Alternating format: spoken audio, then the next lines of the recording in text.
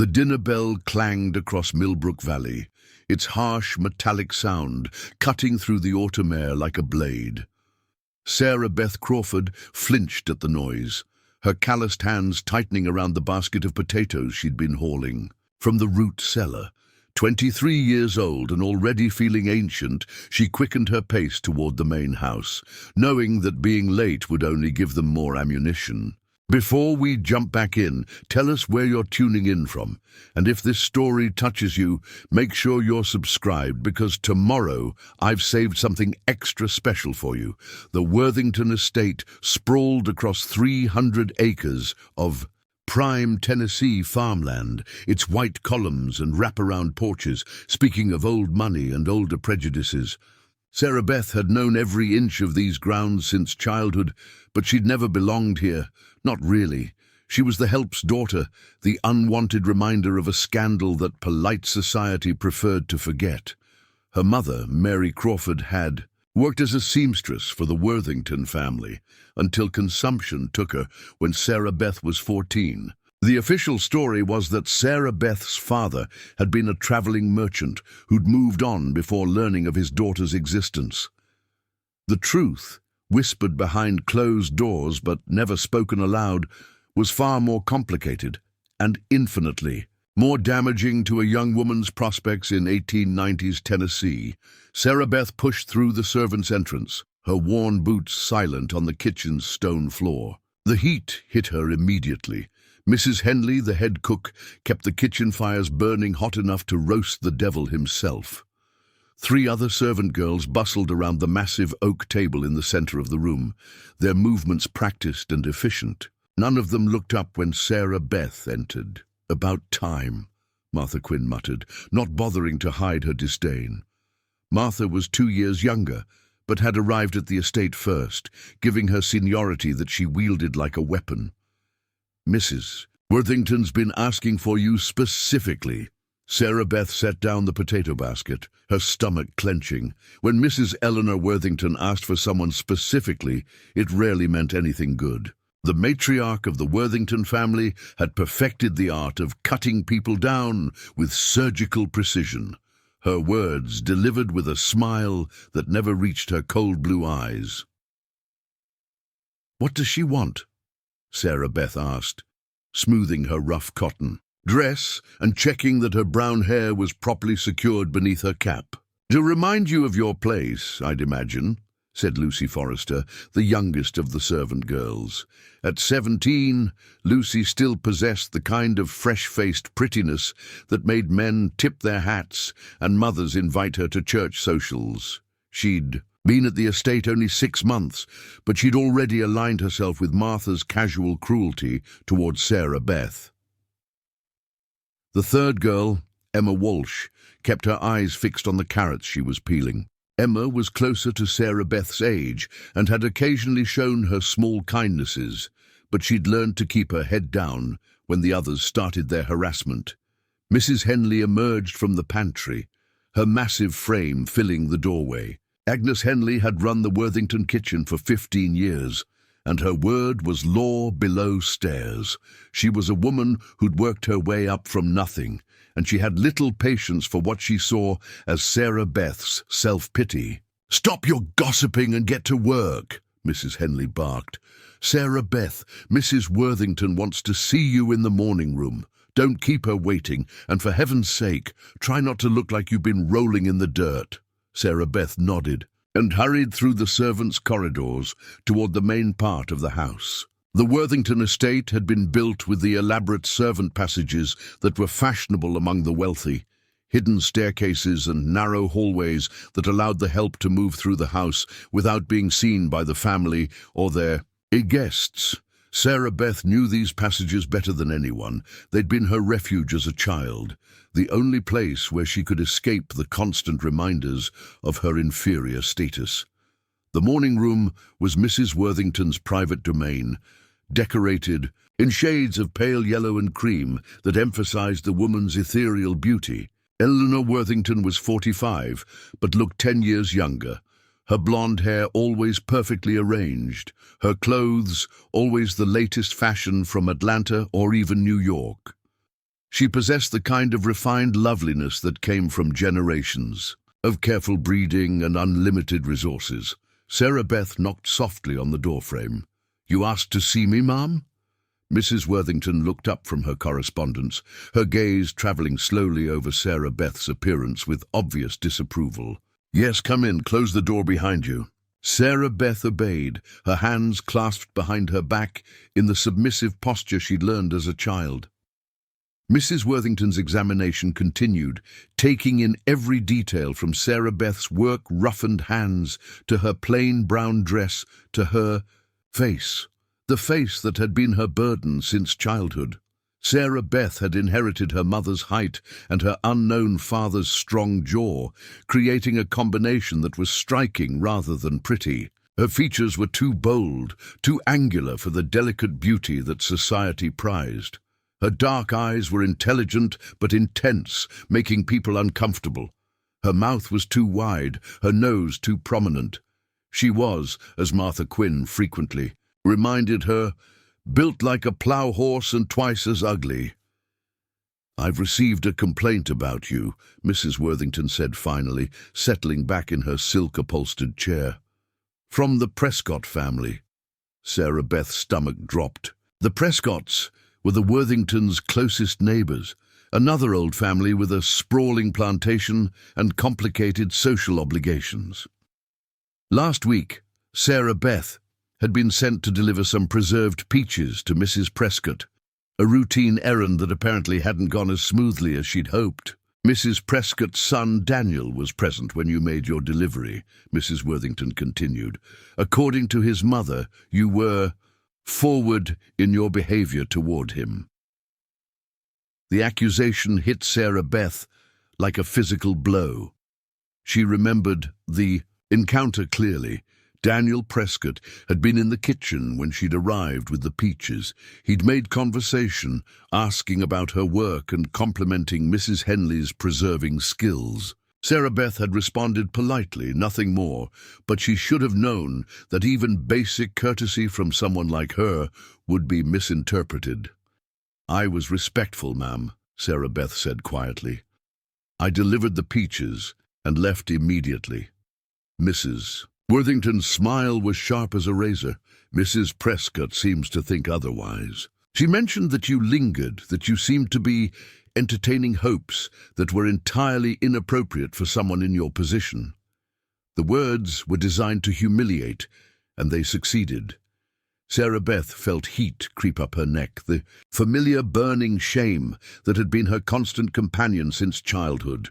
She'd learned long ago that defending herself only made things worse, but the injustice of the accusation made her reckless. "I did nothing wrong," she said, her voice stronger than she'd intended. "Mr. Prescott asked me questions, and I answered them politely. That's all." Mrs. Worthington's expression hardened. "Are you suggesting that Mrs. Prescott is lying?" The trap was expertly laid, and Sarah Beth walked right into it. "No, ma'am, because that would be extremely presumptuous of you," Mrs. Worthington interrupted. "Mrs. Prescott is a lady of impeccable reputation, while you—" She let the sentence hang in the air, its implications clear. Sarah Beth's hands clenched behind her back, her nails digging into her palms.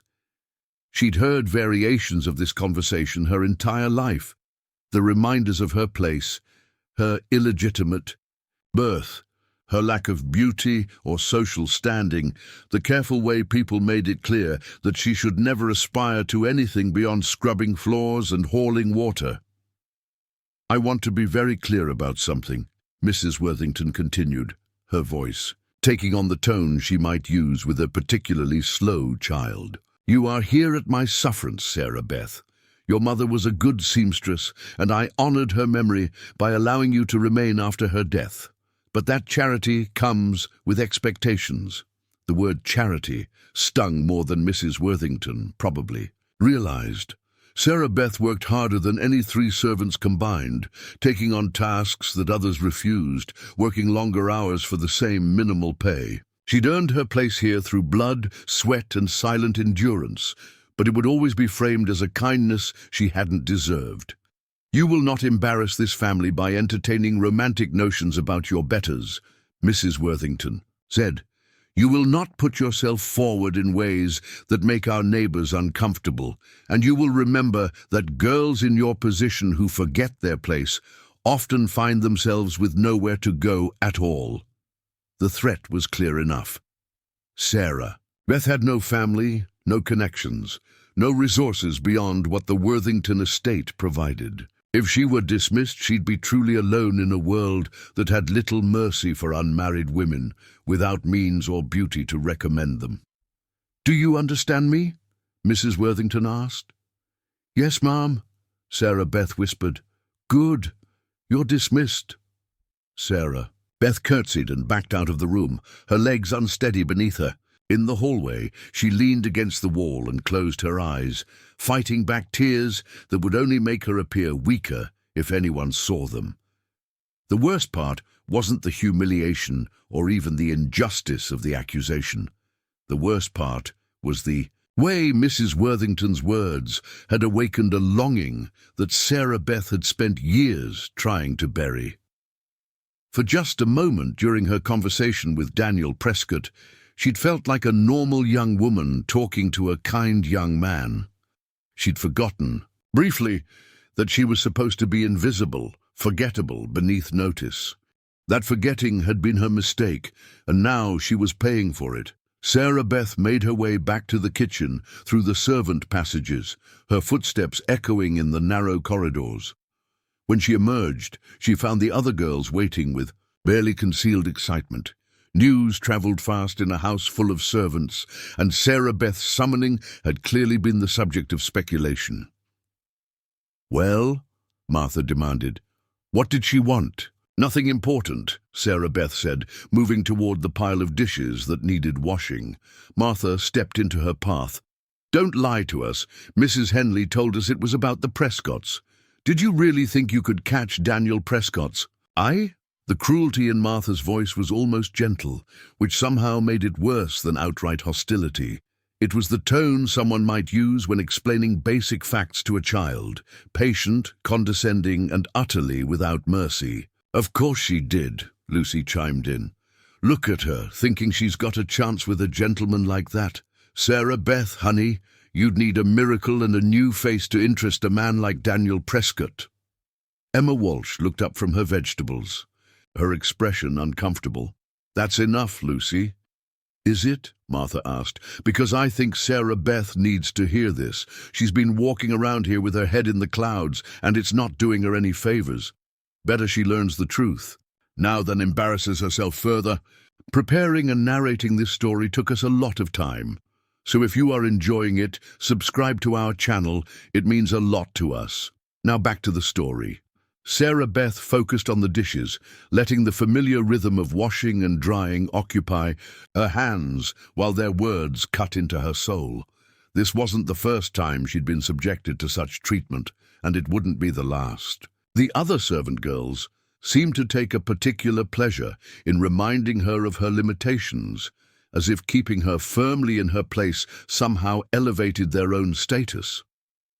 "You know what your problem is, Sarah Beth," Martha continued, warming to her theme. "You've got ideas above your station. You see the family living their fine lives, wearing their beautiful clothes, and you think maybe you deserve some of that too. But wanting something doesn't make you worthy of it."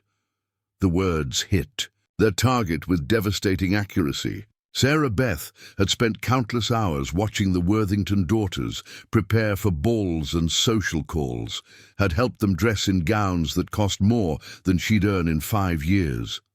She'd seen the way men looked at them, with admiration, with desire, with respect. She'd wondered in her darkest moments what it would feel like to be looked at that way. "Look at yourself," Lucy said, not unkindly, but with the finality of stating an obvious fact. "You're built like a man, you've got the face of a horse, and you dress like a scarecrow. What exactly did you think was going to happen with Daniel Prescott? That he'd take one look at you and forget every pretty girl in 3 counties? Sarah Beth's hands stilled in the dishwater.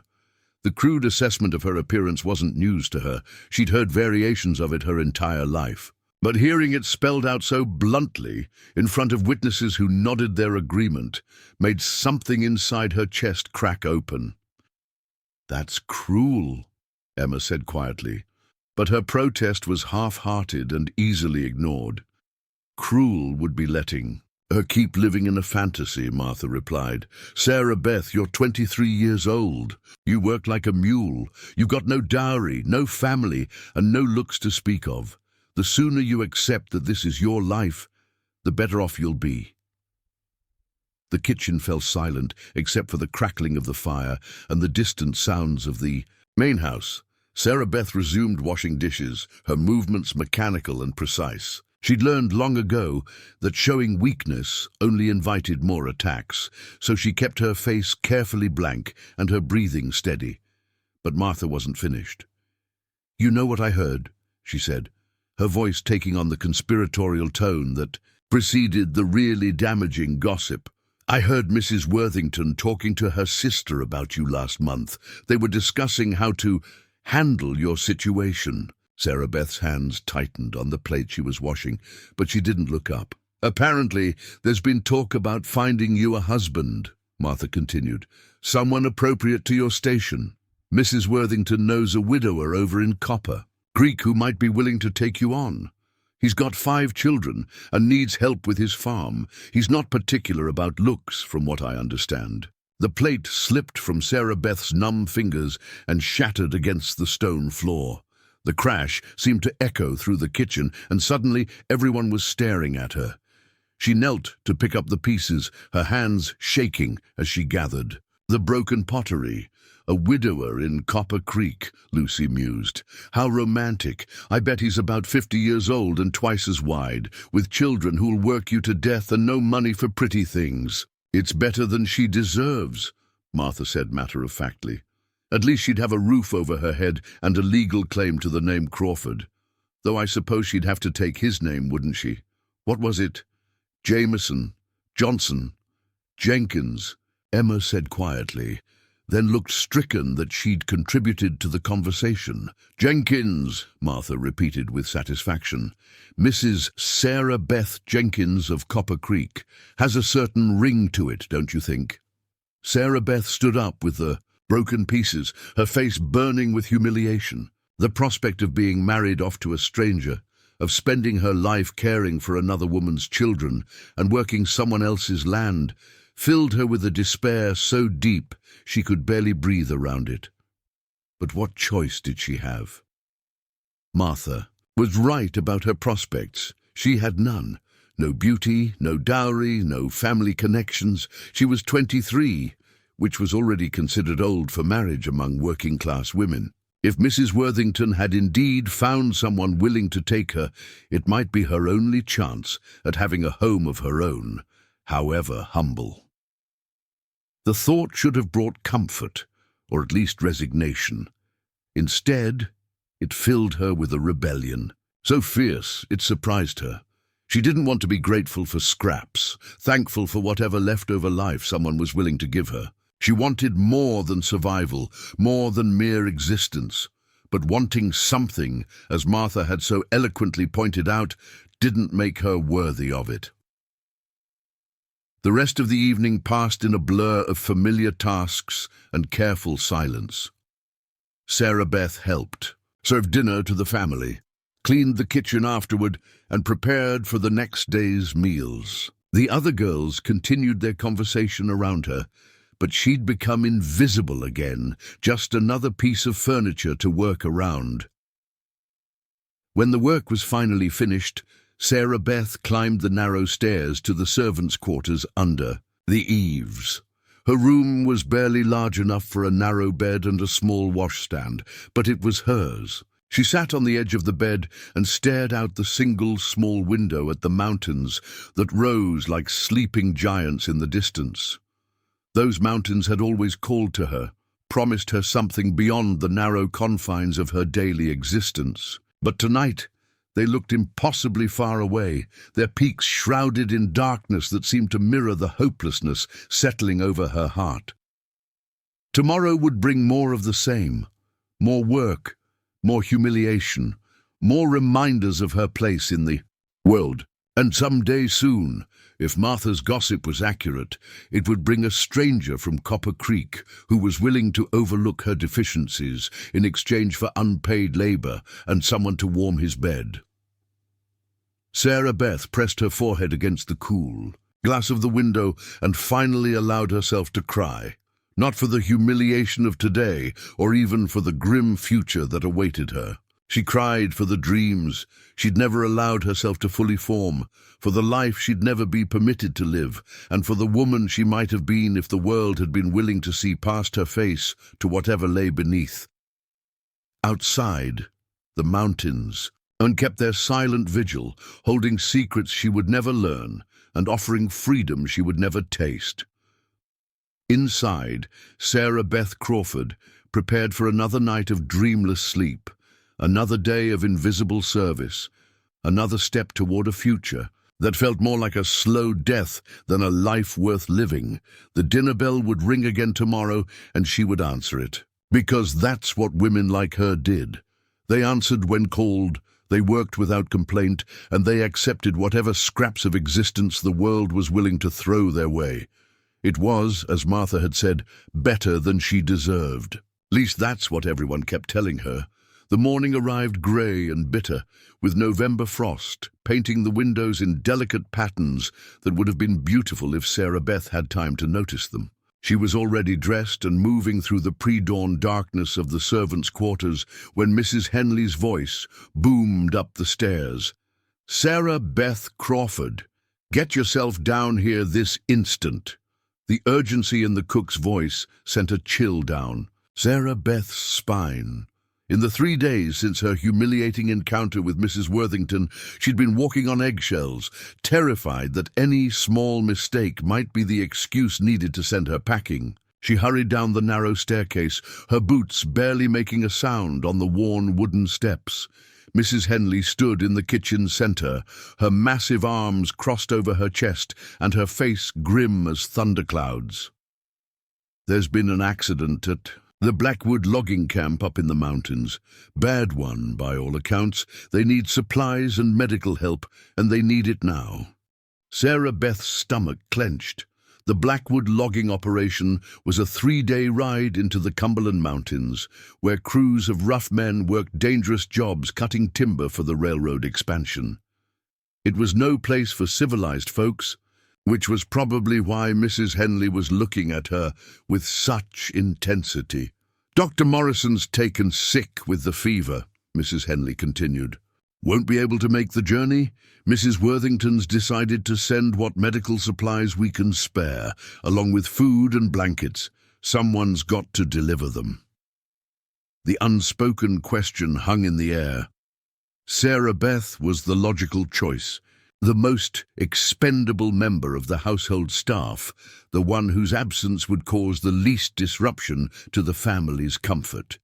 She'd also helped Dr. Morrison on several occasions when he tended to injuries among the estate workers.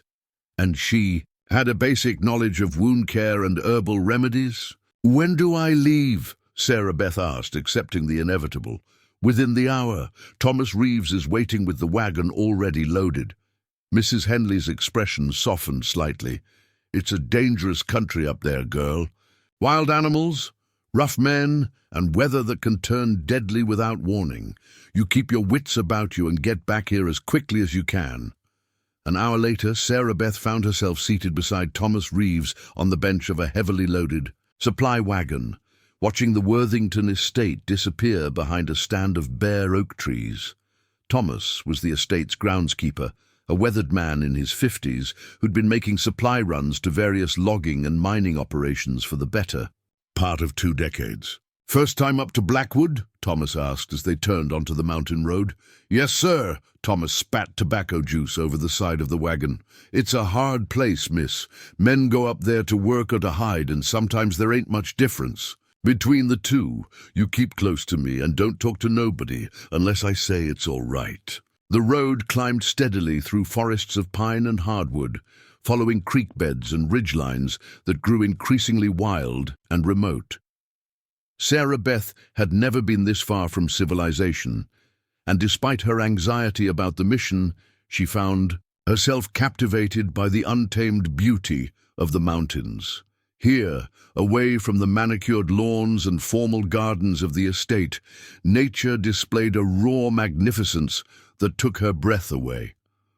They stopped for the night at a ramshackle inn that catered to travelers heading deeper into the mountains. The proprietor, a gap-toothed woman named Mrs. Fletcher, served them a dinner of cornbread and beans while regaling them with local gossip. Most of it centered around the logging camps and the men who worked them. Stories of fights, accidents, and the kind of rough justice that prevailed where law enforcement was days away. That Blackwood operations had more than its share of trouble, Mrs. Fletcher said, refilling their coffee cups with a brew strong enough to float horseshoes.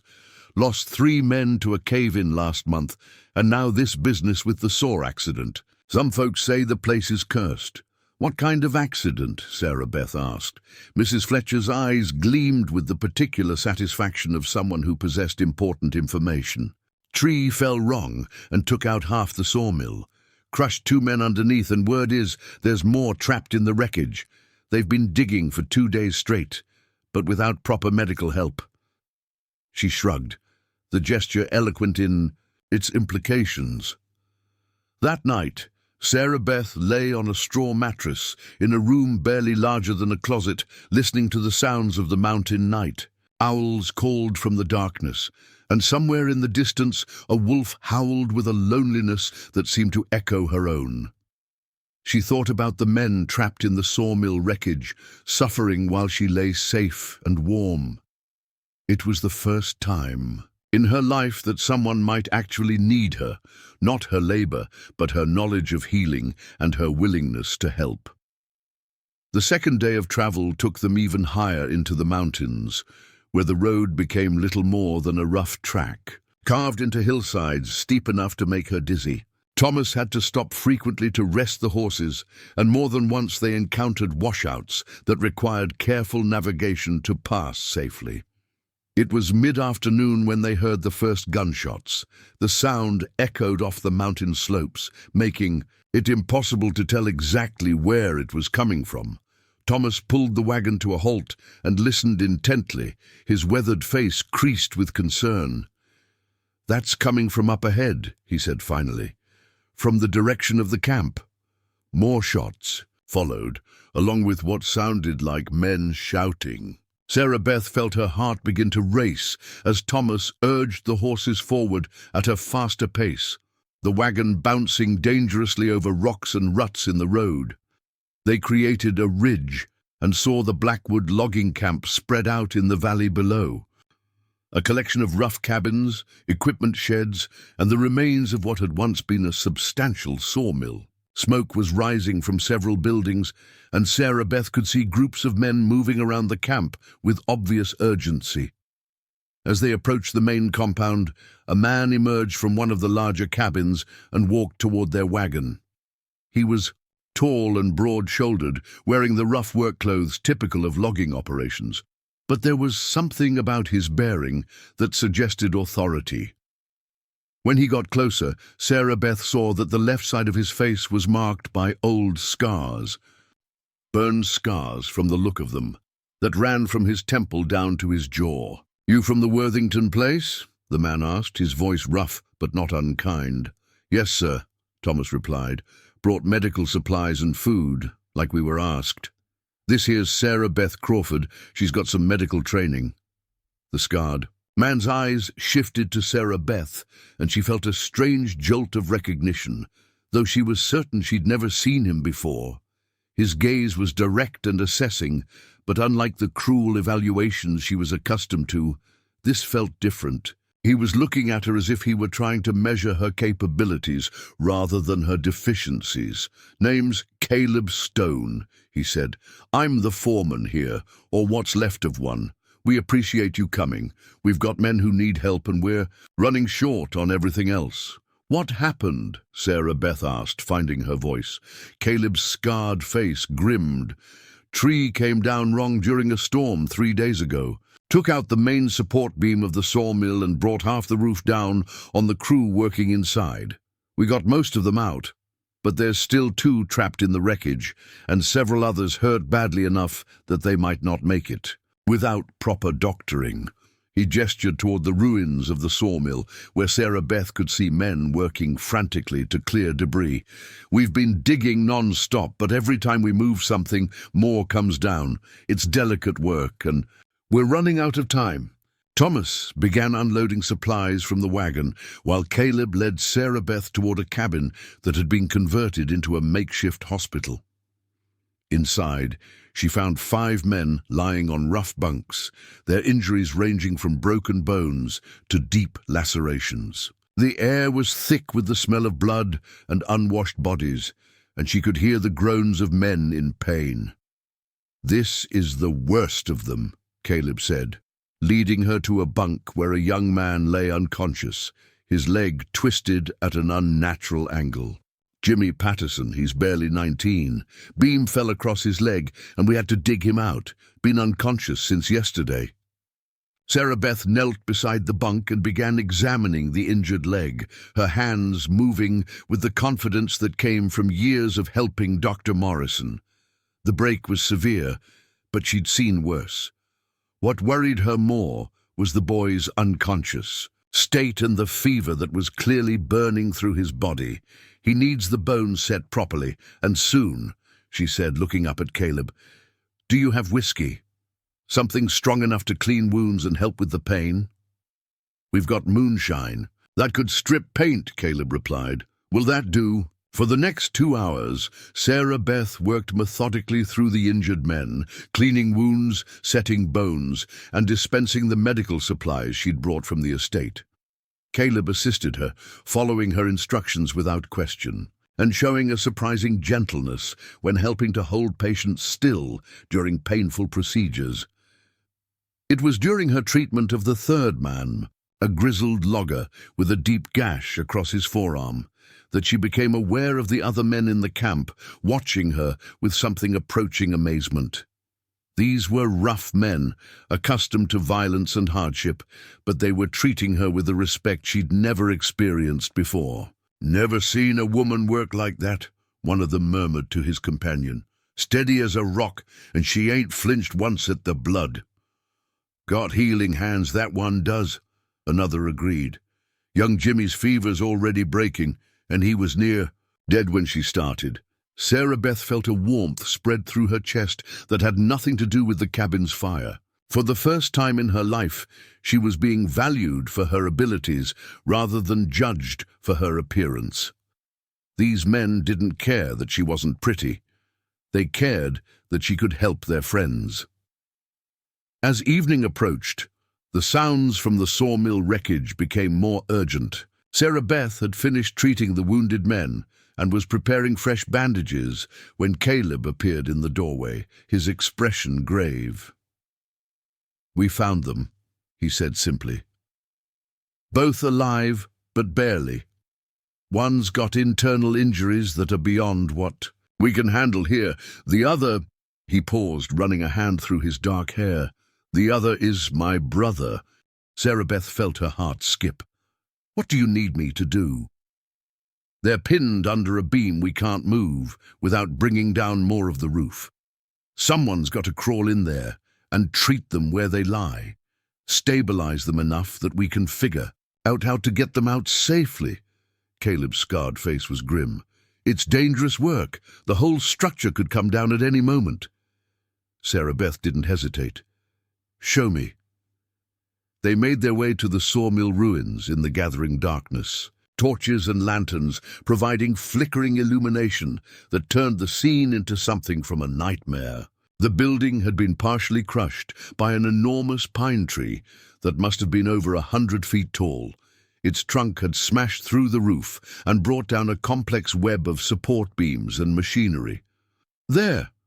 Caleb pointed to a gap in the wreckage barely wide enough for a person to crawl through.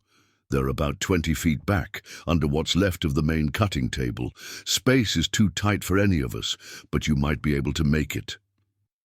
Sarah Beth looked at the opening and felt fear crawl up her spine. The timbers above the gap were cracked and sagging, held up by debris that looked ready to shift at the slightest disturbance. If the structure collapsed while she was inside, she'd be crushed along with the men she was trying to save. "I'll go," she said, surprised by the steadiness of her own voice. Caleb caught her arm as she moved toward the wreckage. "You don't have to do this. We can try to find another way." Sarah Beth looked up at him, seeing genuine concern in his eyes, not for what she might cost him if she were injured, but for her as a person. It was such an unfamiliar experience that it took her a moment to process it. "Those men are dying," she said. "If I don't try to help them, they'll be dead before morning. That's not acceptable." Something shifted in Caleb's expression as he looked at her. "You're not what I expected," he said quietly. "What did you expect?" "Someone scared, someone who'd do the minimum required and then find excuses to leave." He released her arm, not someone willing to risk her life for strangers. Sarah Beth gathered her medical supplies and a lantern, then approached the gap in the wreckage. The opening was even smaller than it had appeared from a distance, barely large enough for her to squeeze through. She could hear voices from deep inside the ruins, weak voices calling for help. "I'm coming," she called back, then began the terrifying crawl into the collapsed sawmill. The space inside was a maze of broken timbers and twisted metal, barely lit by her lantern's flickering flame. Every few feet she had to stop and carefully navigate around obstacles, acutely aware that the wrong movement could bring tons of debris crashing down. The voices grew stronger as she progressed, guiding her toward the trapped men. She found them pinned under a massive beam, conscious but clearly in severe pain. One was middle-aged with graying hair and Caleb's strong jaw, obviously the brother he'd mentioned. The other was younger, perhaps in his 20s, and his breathing was labored in a way that suggested internal injuries. "Thank God," the older man gasped when he saw her lantern. "I'm Marcus Stone. This is Pete Henley. We've been trapped here since the accident." Sarah Beth squeezed through the final gap and began examining the men as best she could in the cramped space. Marcus had several broken ribs and a dislocated shoulder, painful but not immediately life-threatening. Pete's injuries were more serious. She suspected internal bleeding and possibly a punctured lung, working by lantern light in a space barely large enough to turn around. Sarah Beth did what she could to stabilize both men. She gave them water and what pain relief she could manage, cleaned their wounds, and used strips torn from her own clothing to fashion bandages and splints. "You're not from around here," Marcus said during a brief lull in her work. "No, I came with supplies from the Worthington estate." "Worthington," Pete wheezed. "Heard of them. Rich folks from down in the valley." "I work for them," Sarah Beth clarified, not wanting to give the impression that she was anyone important. Marcus studied her in the lantern light. "Work for them doing what? You handle yourself like someone with real medical training." "I help the estate doctor sometimes. Mostly I'm just a servant." "Just a servant," Pete repeated, managing a weak laugh. "Lady, you crawled into a death trap to help two strangers. I don't know what kind of servants they grow down in the valley, but you're not like any I've ever met." For 3 hours, Sarah Beth worked in the cramped space, monitoring the men's conditions and keeping them stable while the crew outside tried to figure out how to extract them safely. Several times the structure groaned ominously, and dust and debris rained down from above. Each time, she forced herself to remain calm and continue her work. It was near midnight when they finally heard Caleb's voice from outside the wreckage. "Sarah Beth, we think we found a way to get them out, but we need to move fast. The whole structure is getting ready to come down." The extraction was a nightmare of careful coordination and split-second timing. Using ropes and pulleys, the eye Crew managed to lift the beam just enough for Sarah Beth to drag the injured men to safety one at a time. She went last, crawling back through the maze of debris as the building groaned and settled around her. When she finally emerged from the wreckage, covered in dust and blood but alive, she found the entire camp waiting. Caleb pulled her to her feet, his hands gentle but his grip firm enough to steady her shaking legs. "Are you hurt?" he asked, his scarred face creased with worry. "I'm fine," she managed, though her voice was hoarse from breathing dust and smoke. "Fine?" one of the loggers called out. "Lady, you just saved 2 lives and nearly got yourself killed doing it. That's a damn sight better than fine." A cheer went up from the assembled men, and Sarah Beth felt tears prick her eyes. She'd never been cheered for anything in her life. She'd never been seen as heroic or brave or valuable. For 23 years, she'd been told that she was worth nothing more than the work she could do with her hands. But here, in this rough camp full of dangerous men, she'd found something she'd never expected: recognition. Not for her appearance or her connections or her ability to serve others, but for her courage and her skills and her willingness to risk everything for strangers. As the men dispersed to help move the injured to more comfortable quarters, Caleb remained beside her. In the torchlight, his scars seemed less disfiguring and more like marks of experience, evidence of battles fought and survived. "Thank you," he said simply. "Marcus is all the family I have left. If something had happened to him, I couldn't let them die," Sarah Beth replied. "Not when there was something I could do to help." Caleb studied her with those direct eyes, and she realized that he was seeing her, really seeing her, in a way that no one ever had before. Not her plainness, or her poverty, or her questionable parentage, but her character and her capabilities. "You're not going back to the Worthington place," he said suddenly. Sarah Beth blinked in surprise. "What? You're not going back there? I won't let you waste your life serving people who don't appreciate what you're worth." The words hit her like a physical blow. Someone thought she was worth something. Someone thought she deserved better than the life she'd been living. "I don't have anywhere else to go," she whispered. Caleb smiled then, and the expression transformed his scarred face into something almost handsome. "Yes, you do.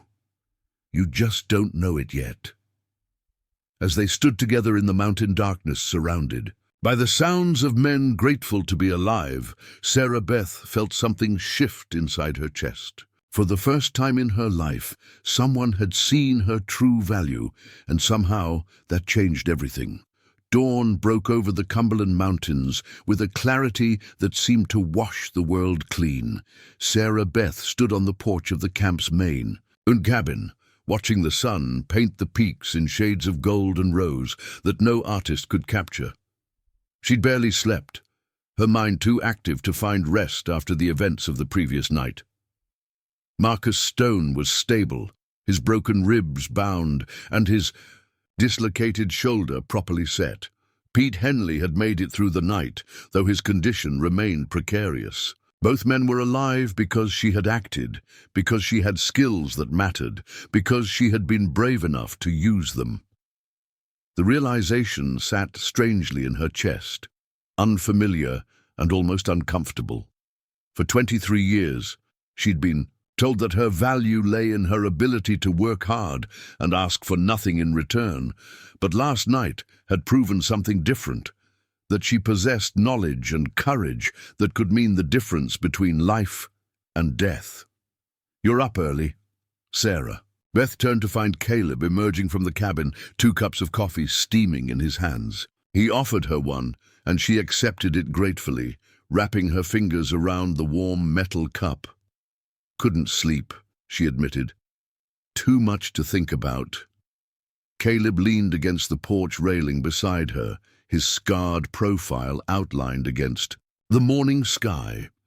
In daylight, she could see that his injuries were old but extensive, the kind of burns that spoke of a serious accident, probably years in the past. Yet he wore them without shame. as if they were simply part of who he was, rather than flaws to be hidden. "Thomas is planning to head back down the mountain this morning," Caleb said.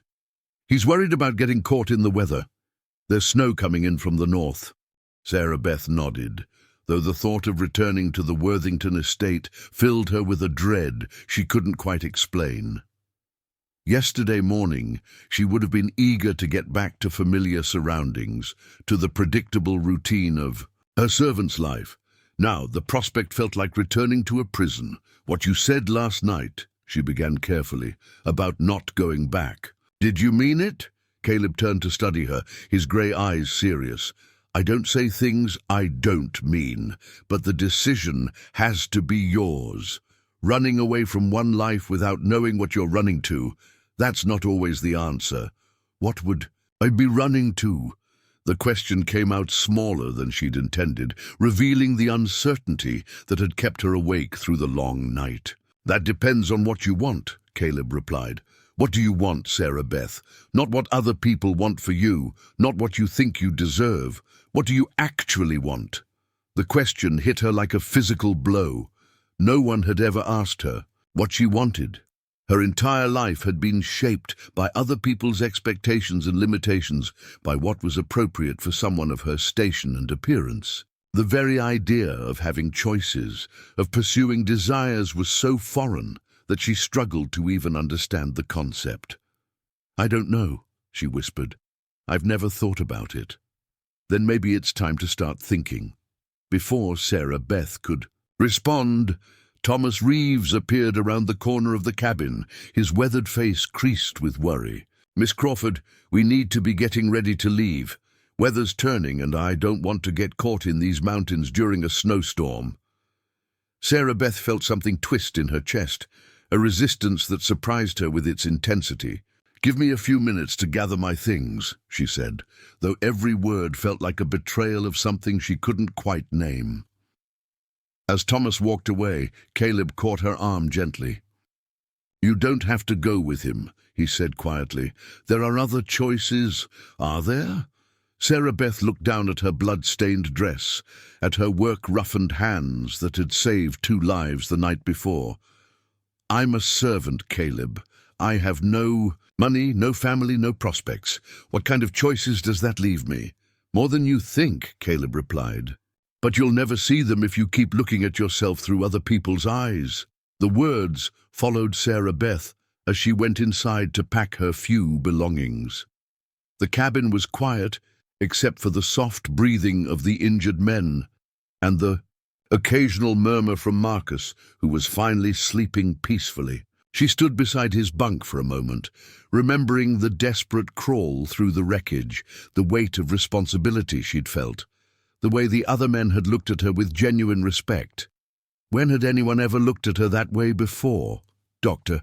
Morrison valued her assistance, but he saw her as a useful tool rather than a capable partner. Mrs. Henley appreciated her hard work, but within the strict boundaries of servitude. Even Emma Walsh's occasional kindnesses were filtered through the understanding that Sarah Beth was somehow less deserving of consideration than others. But the men in this camp had seen something different. They'd seen competence and courage and worth. They'd cheered for her as if she were someone important, someone whose actions mattered. "You saved my life." Sarah Beth turned to find Pete Henley awake, his eyes clearer than they'd been the night before. His breathing was still labored, but the color had returned to his face. "You and the others did the hard work," she replied. "I just helped where I could." Pete shook his head weakly. "That's not true, and you know it. You crawled into hell to get to us, risked your own life without a second thought." He paused, studying her with surprising intensity. "Why'd you do it?" The question caught her off guard. "Because you needed help. Plenty of folks need help. Doesn't mean people risk their necks to provide it." Pete's voice was growing stronger as he spoke. "You could have stayed safe outside. Let someone else take the risk. Why didn't you?" Sarah Beth considered the question seriously. Why had she crawled into that death trap? It wasn't duty. No one had ordered her to risk her life. It wasn't An obligation. She barely knew these men. It certainly wasn't self-interest. There was nothing to gain and everything to lose. "Because I could help," she said finally. "I had the knowledge and the size to get through that gap, and you were dying. It didn't seem like there was really a choice." Pete smiled, despite his pain. "See, that's where you're wrong. There's always a choice. Most people would have chosen safety. You chose to help, even when it might have cost you everything." He closed his eyes for a moment, then opened them again. "That's not something you learn, miss. That's something you are." The words stayed with Sarah Beth as she finished packing her meager belongings. Something you are. Not something you do or something you're trained for, but something fundamental to your character. Was it possible that the courage she'd shown last night wasn't an aberration, but a glimpse of who she really was? She thought about the years she'd spent accepting cruel treatment, believing that she deserved nothing better because of her appearance and circumstances. She'd internalized every cutting remark, every reminder of her place, every suggestion that she should be grateful for whatever scraps of life she was offered. But what if they were wrong? What if the problem wasn't with her, but with a world that judged worth by the wrong measures? Sarah Beth walked to the cabin's single small mirror and looked at herself honestly for perhaps the first time in her life. The face that looked back was indeed plain by conventional standards, strong-featured rather than delicate, with intelligent eyes that some might find too direct. Her body was tall and sturdy, built for work rather than ornamentation. But was that really so terrible? The men she'd helped last night hadn't cared about her appearance. They'd cared about her skills, her courage, her willingness to act when action was needed. In their eyes, she'd been beautiful, not because of how she looked, but because of what she'd done. A knock on the door interrupted her thoughts. "Come in," she called. Marcus Stone entered, moving carefully but under his own power. His arm was in a sling, but his color was good and his eyes were clear. "Wanted to thank you before you left," he said. "Caleb told me what you did crawling in there to get to us. That took more courage than most men could manage." "I'm glad you're feeling better," Sarah Beth replied. Marcus studied her with the same direct gaze she'd noticed in his brother. "You know, I've lived in these mountains for 30 years, seeing all kinds of people come and go. Most of them are running from something, bad debts, bad marriages, bad choices. But every now and then, someone comes up here who's running to something instead." "What do you mean?" "I mean, some people end up in the mountains because they're looking for a place where they can be who they really are, instead of who other people expect them to be." Marcus moved to the window, gazing out at the peaks that rose like monuments against the sky. "Mountains don't care about your family name or your bank account or whether you're pretty enough for polite society. Up here, you're worth exactly what you contribute." Sarah Beth felt something stir in her chest, a longing so intense it almost took her breath away. "It sounds too good to be true." "It's not easy," Marcus warned. "Mountain life is hard, and it can be dangerous.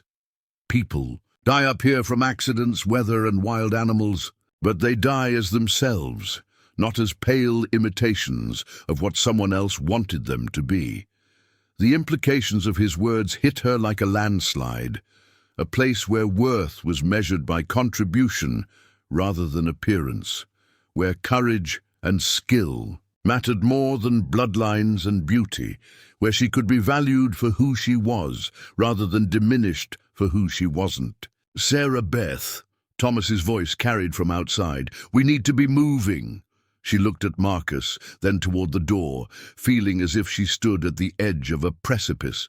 Behind her lay the familiar path, a return to servitude, to constant reminders of her inadequacy, to a future that stretched ahead like a slow death. Ahead lay the unknown, terrifying in its possibilities, but bright with potential. "What would I do?" she asked suddenly. "If I stayed, I mean. How would I live?" Marcus smiled.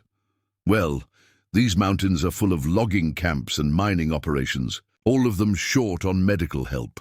Someone with your skills could make a good living as a traveling healer, and there are families scattered through these hills who need someone to help with difficult births, set broken bones, tend the sick. The picture he painted was both appealing and frightening, a life of independence, of using her abilities to help people who truly needed her. No more serving tea to women who treated her like furniture. No more enduring lectures about her place in the world. No more accepting whatever scraps of existence others were willing to offer. It would be a hard life, Marcus continued. Lonely sometimes, dangerous often, but it would be yours. Yours. The word resonated through her like a bell, a life that belonged to her, shaped by her choices rather than other people's expectations. Sarah Beth. Thomas's voice was more urgent now. The weather's closing in. She looked out the window and saw that clouds were indeed gathering on the northern horizon, dark and heavy with the promise of snow. If she was going to leave with Thomas, it had to be now. But did she want to leave? The question that had seemed so complex an hour ago suddenly felt simple. She thought about Mrs. Worthington's cold dismissal, about Martha Quinn's casual cruelty, about the prospect of being married off to a stranger in Copper Creek who would value her only for her ability to work his land and bear his children.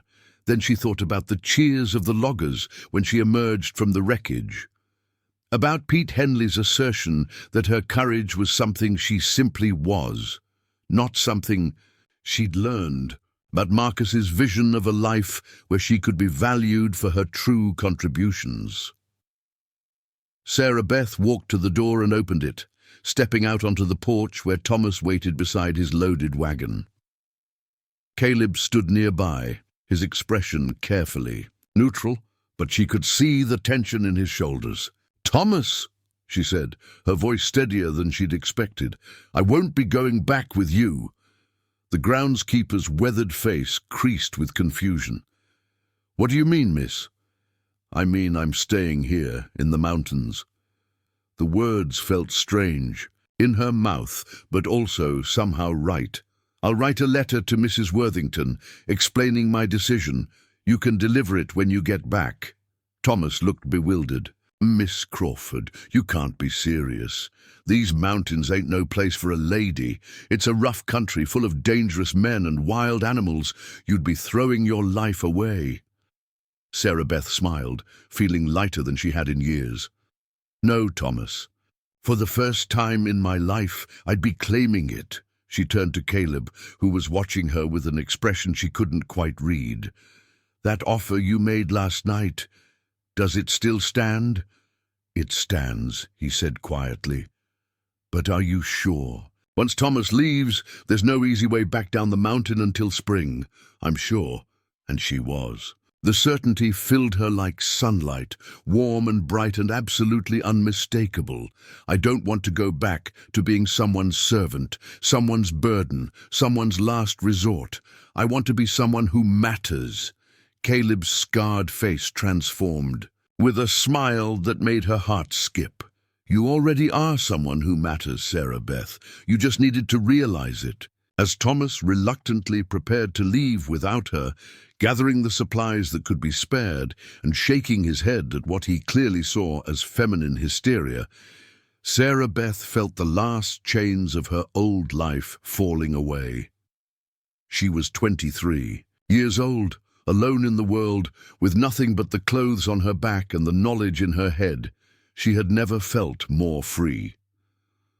The snow began to fall as Thomas's wagon disappeared around the first bend in the mountain road, fat flakes that caught the light like scattered diamonds. Sarah Beth stood on the porch watching until the wagon was out of sight, then turned to find Caleb beside her. "Any regrets?" he asked. She considered the question seriously, thinking about the comfortable predictability of her servant's life, the security of knowing exactly what each day would bring. Then she thought about Martha Quinn's cruel laughter, about Mrs. Worthington's calculated humiliations, about the slow death of spirit that awaited her if she'd returned. "None," she said firmly. What happens now? Caleb gestured toward the snow-covered peaks that surrounded them. Now you learn what it really means to live in the mountains, and I have a feeling you're going to be very good at it. Sarah Beth looked out at the wilderness that would be her new home, beautiful and dangerous and absolutely unforgiving of weakness or pretense. It would demand everything she had to give, and more besides. But it would also give her something she'd never had before, the chance to discover who she really was when no one was telling her who she ought to be. For the first time in her life, that felt like enough. Winter descended on the Cumberland Mountains like a living thing, transforming the landscape into a world of crystalline beauty and deadly silence. Sarah Beth had thought she understood cold from her years at the Worthington estate, but mountain winter was something entirely different. A force that demanded respect and preparation, that could kill the unprepared in a matter of hours. Caleb's cabin sat in a protected valley 3 miles from the logging camp, surrounded by towering pines that provided both shelter and camouflage. It was larger than Sarah Beth had expected, built with the solid craftsmanship of someone who understood that in the mountains, your shelter could mean the difference between life and death. "First lesson," Caleb said on her 3rd morning there, as he handed her a pair of snowshoes carved from ash wood and strung with rawhide. "Nothing moves in these mountains without proper equipment. City shoes will get you killed before noon." Sarah Beth studied the unfamiliar contraptions, trying to understand how they were supposed to work. At the estate, snow had meant staying indoors and letting the men handle outdoor work. Here she was learning snow meant adapting or perishing. "How do I—" she began, then stopped herself. For 23 years, she'd asked permission for everything, waited for instructions, and assumed she was incapable of figuring things out on her own. If she was going to survive in this new life, those habits had to change. Instead, she sat down and began examining the snowshoes, running her fingers over the wooden frames and leather bindings. The design was elegant in its simplicity, a way to distribute weight over a larger surface, preventing the wearer from sinking into deep snow. She could see how the bindings were meant to secure her boots, how the curve of the wood would provide the right balance. Caleb watched her silent examination with approval. "You're learning to think like a mountain person already," he said. "Down in the valley, folks wait to be told what to do. Up here, waiting can get you killed." It took her an hour to master the awkward gait required for snowshoe travel, but by the end of the morning, she was moving through the forest with growing confidence. The physical challenge was invigorating in a way that surprised her. For the first time in her life, she was learning skills for her own survival rather than someone else's convenience. "Where are we going?" she asked, as they followed a trail that seemed to exist only in Caleb's memory. "To meet your first patients," he replied. "Family named Henderson lives about 5 miles north of here. Wife's expecting her 4th child, and she's had trouble with the previous births. They sent word asking for help." Sarah Beth felt her stomach tighten with nerves. At the estate, she'd assisted Dr. Morrison with routine medical care, but always under his direct supervision.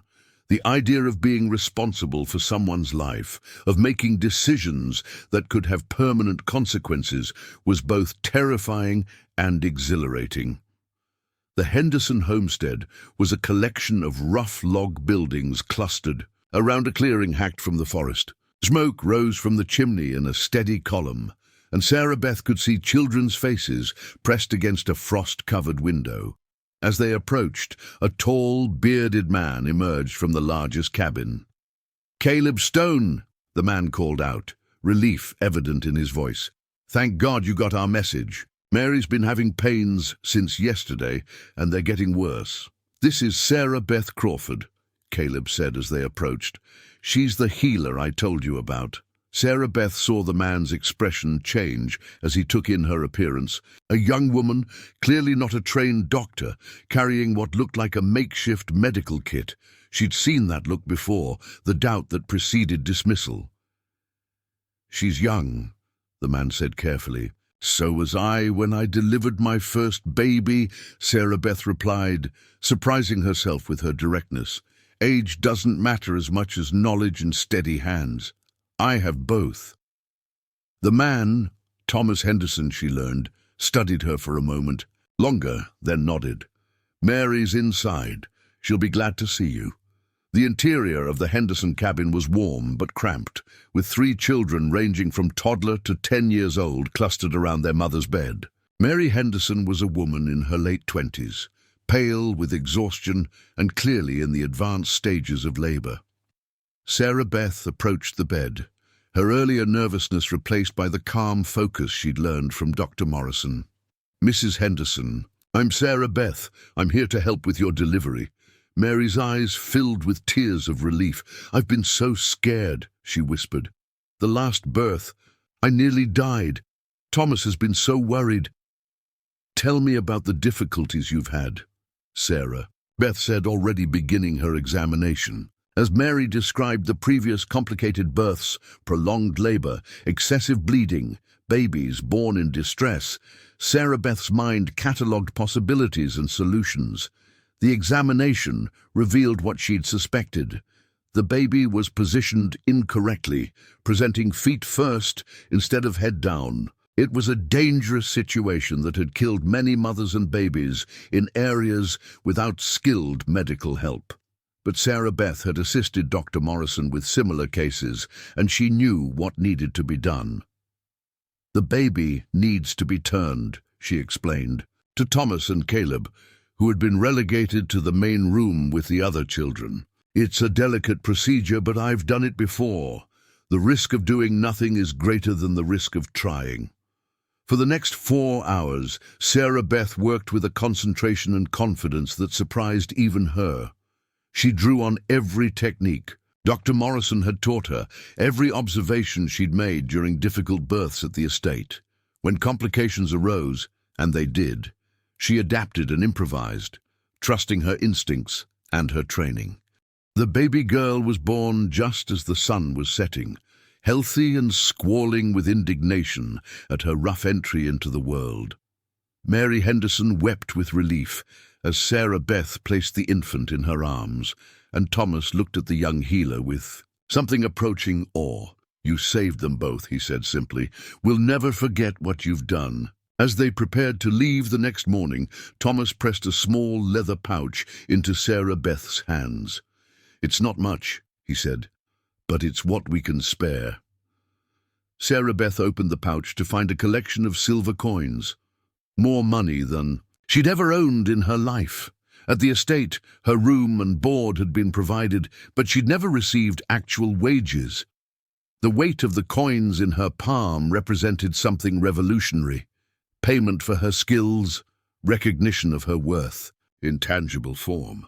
"Thank you," she said, and meant it in ways that went far beyond gratitude for the money.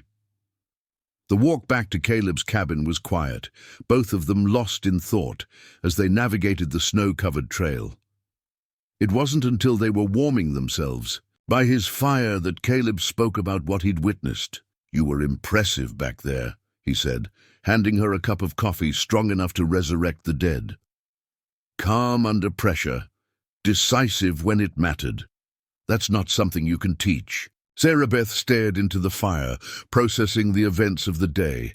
"I felt different," she said finally, "like I was doing what I was meant to do, instead of just getting through another day." "That's because you were using abilities that matter," Caleb replied. "Down at the estate, you were wasting your talents on people who couldn't see past their own prejudices. Up here, your skills mean the difference between life and death." Over the following weeks, word spread through the mountain communities about the new healer. Sarah Beth found herself traveling from cabin to cabin, treating everything from broken bones to pneumonia to difficult births. Each case taught her something new, forced her to expand her knowledge and develop her instincts.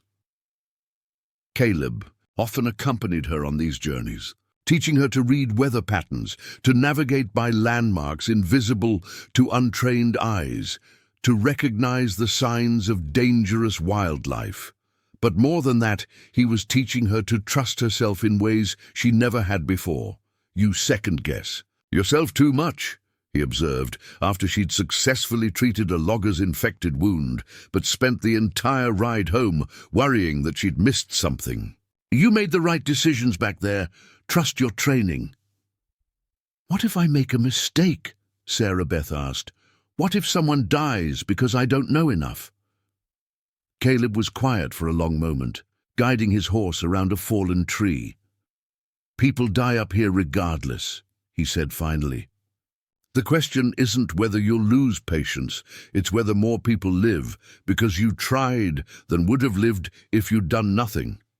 The philosophy was harsh but practical, and Sarah Beth found herself gradually adopting it. She learned to make decisions quickly, to act on incomplete information, to accept responsibility for outcomes while not being paralyzed by fear of failure.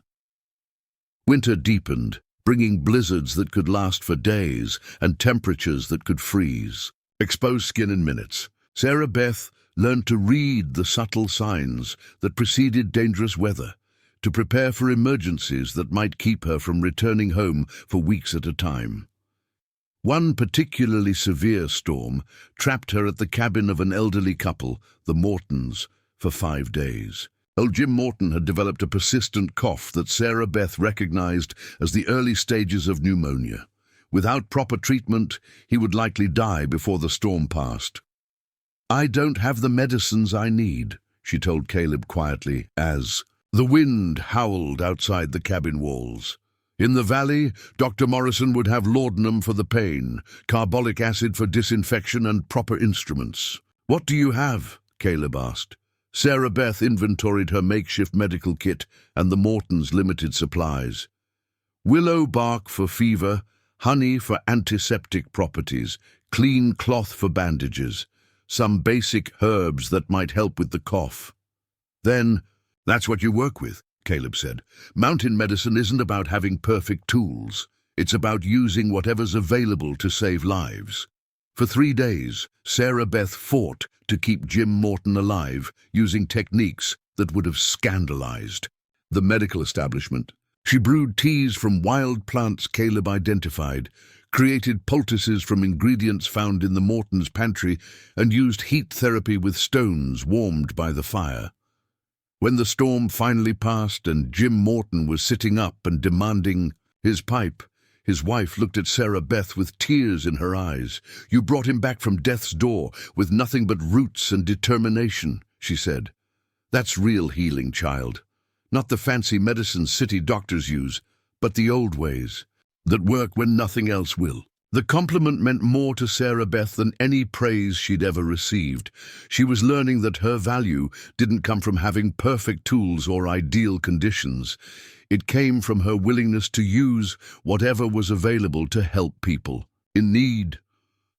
As spring approached and the snow began to melt in the valleys, Sarah Beth realized that she had become someone entirely different from the frightened servant who had left the Worthington estate months earlier. She moved through the mountains with confidence, treated patients without constant second-guessing, and made decisions that affected life and death. More importantly, she had begun to see herself through different eyes. The face that looked back at her from Caleb's small mirror was still plain by conventional standards, but it was the face of someone who mattered. Her hands were still rough from work, but they were hands that saved lives.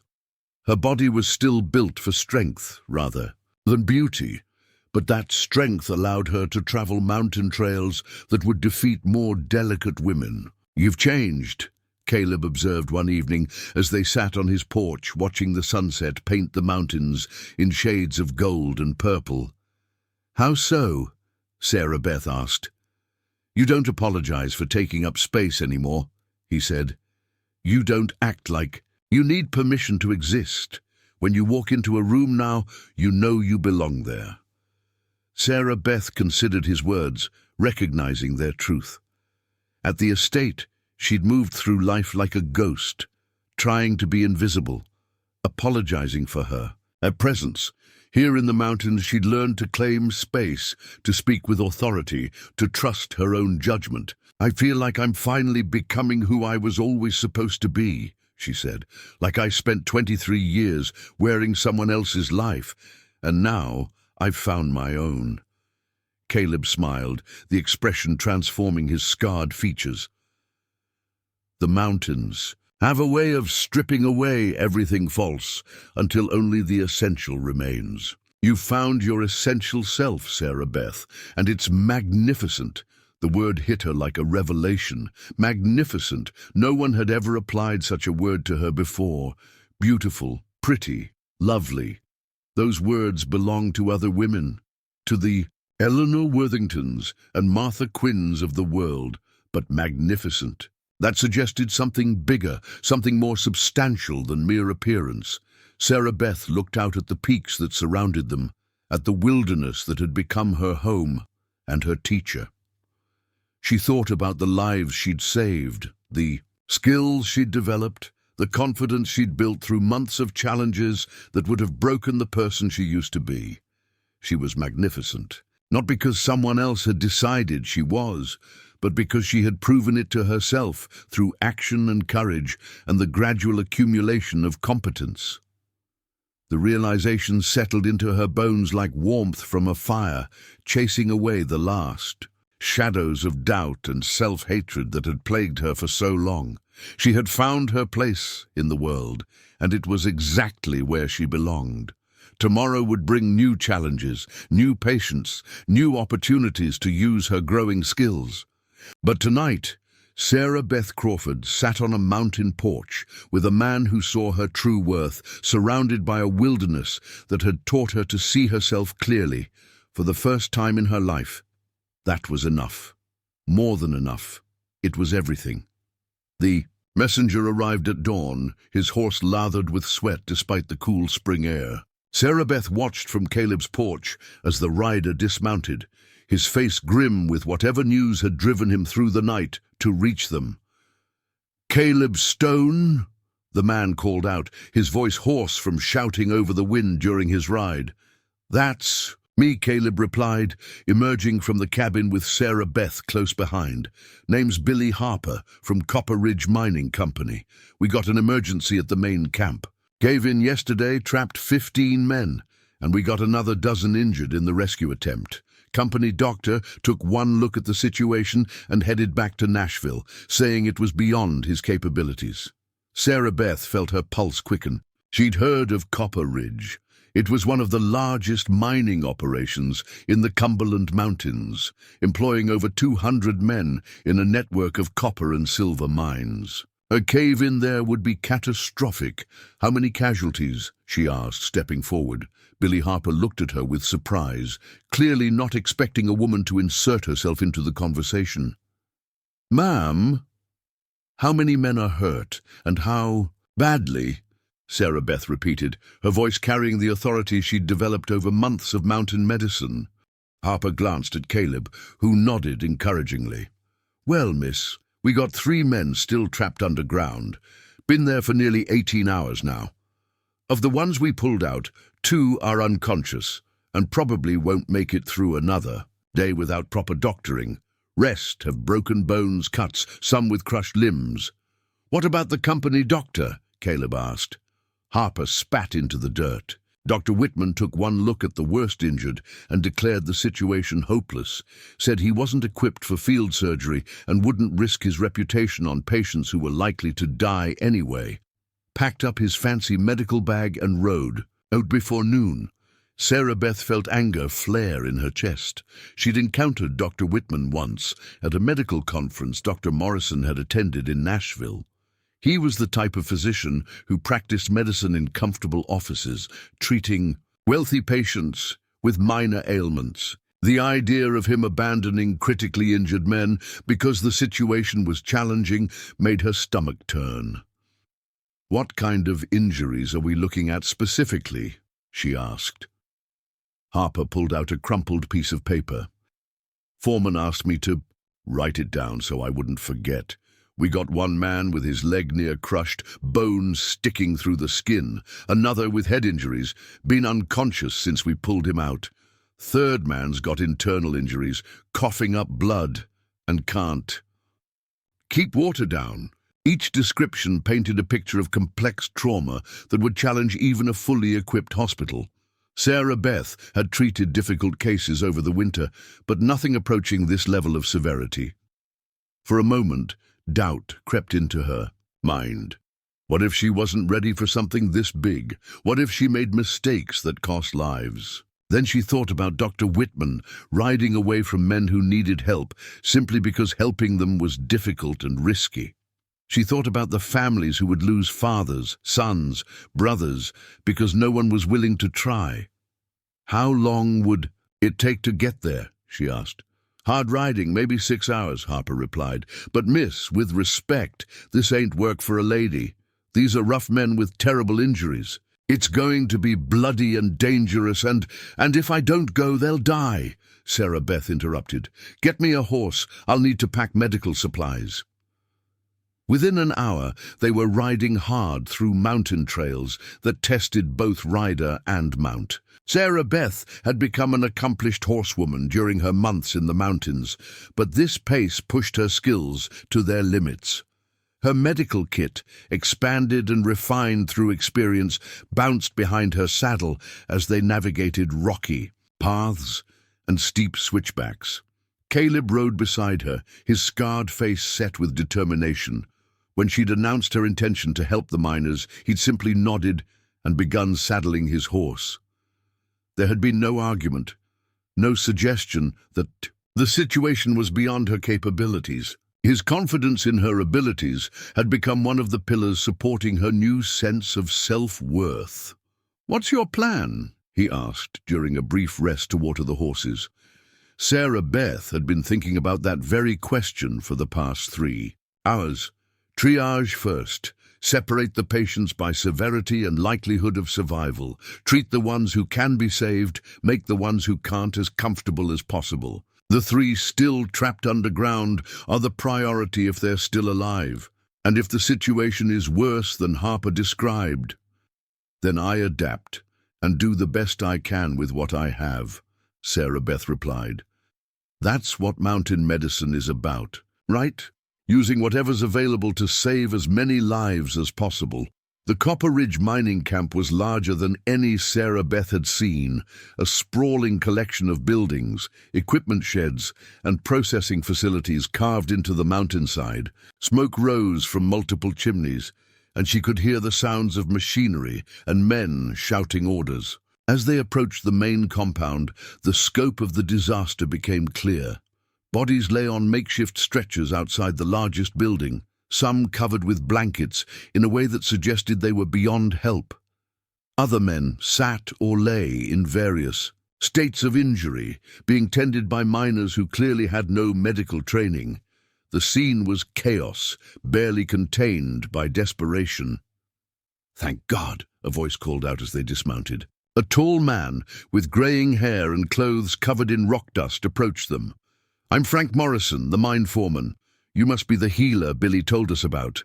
Sarah Beth looked around at the carnage, feeling the weight of expectation and responsibility settle on her shoulders. Every eye in the camp was turning toward her, men looking for someone to save their friends, their brothers, their own lives. "Where are the worst cases?" she asked, surprising herself with how steady her voice sounded. Morrison led her to the main building, which had been converted into a field hospital. Inside, Sarah Beth found a scene that would have sent Dr. Whitman running for the hills. The 3 most seriously injured men lay on rough tables, their injuries severe enough to challenge a fully equipped surgical theater.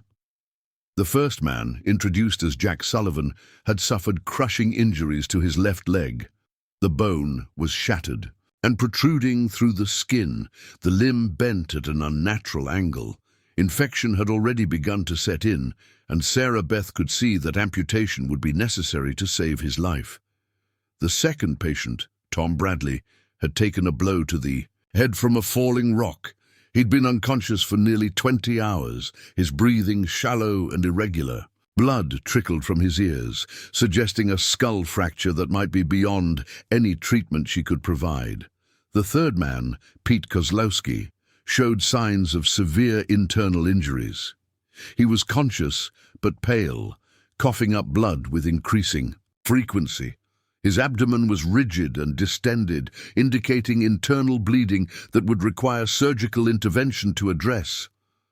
Sarah Beth took a deep breath, forcing down the panic that threatened to overwhelm her.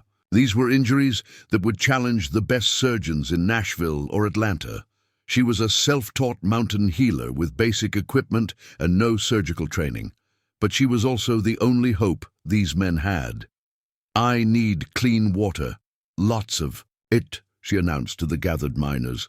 "Boiling water if possible, clean cloth for bandages, the strongest alcohol you have, moonshine if that's all there is. And I need volunteers to help hold patients still during procedures." As the miners scrambled to gather supplies, Sarah Beth began her examination of each patient, assessing their conditions and determining the order of treatment. Medical triage in crisis situations meant making brutal decisions about who could be saved and who couldn't, but she pushed those considerations aside for now. Everyone would get her best effort. She started with Jack Sullivan's leg, knowing that delaying amputation would likely cost him his life. Using a saw sterilized with moonshine and heated over a fire, she began the grim work of removing the crushed limb.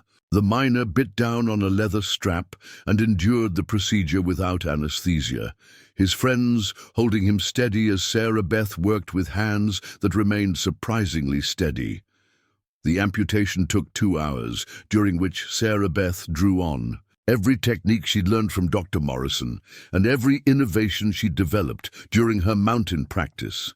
When it was finished, Jack Sullivan was weak but alive, the bleeding controlled and the wound properly closed. "He'll live," she announced to the gathered miners, and the cheer that went up echoed through the mountain valleys. Next came Pete Kozlowski's internal injuries.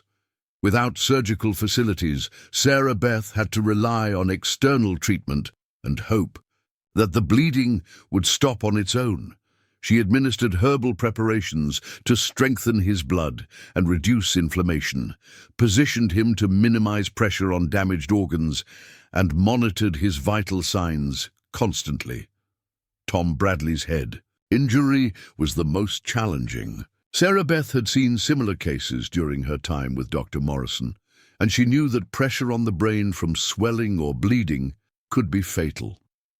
Using techniques that were part medicine and part intuition, she worked to reduce the swelling and monitor for signs of improvement. For 18 hours straight, Sarah Beth moved between patients, adjusting treatments, monitoring progress, and making life or death decisions based on limited information and hard-won experience. She barely stopped to eat or rest, sustained by coffee strong enough to dissolve metal and the desperate need to save as many lives as possible. It was near midnight of the second day when the breakthrough came.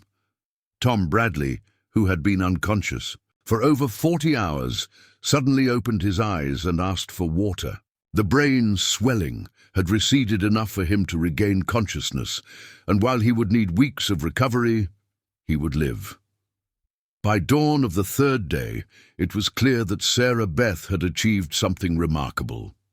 Of the 15 men originally injured in the cave-in and rescue attempt, she had saved 12.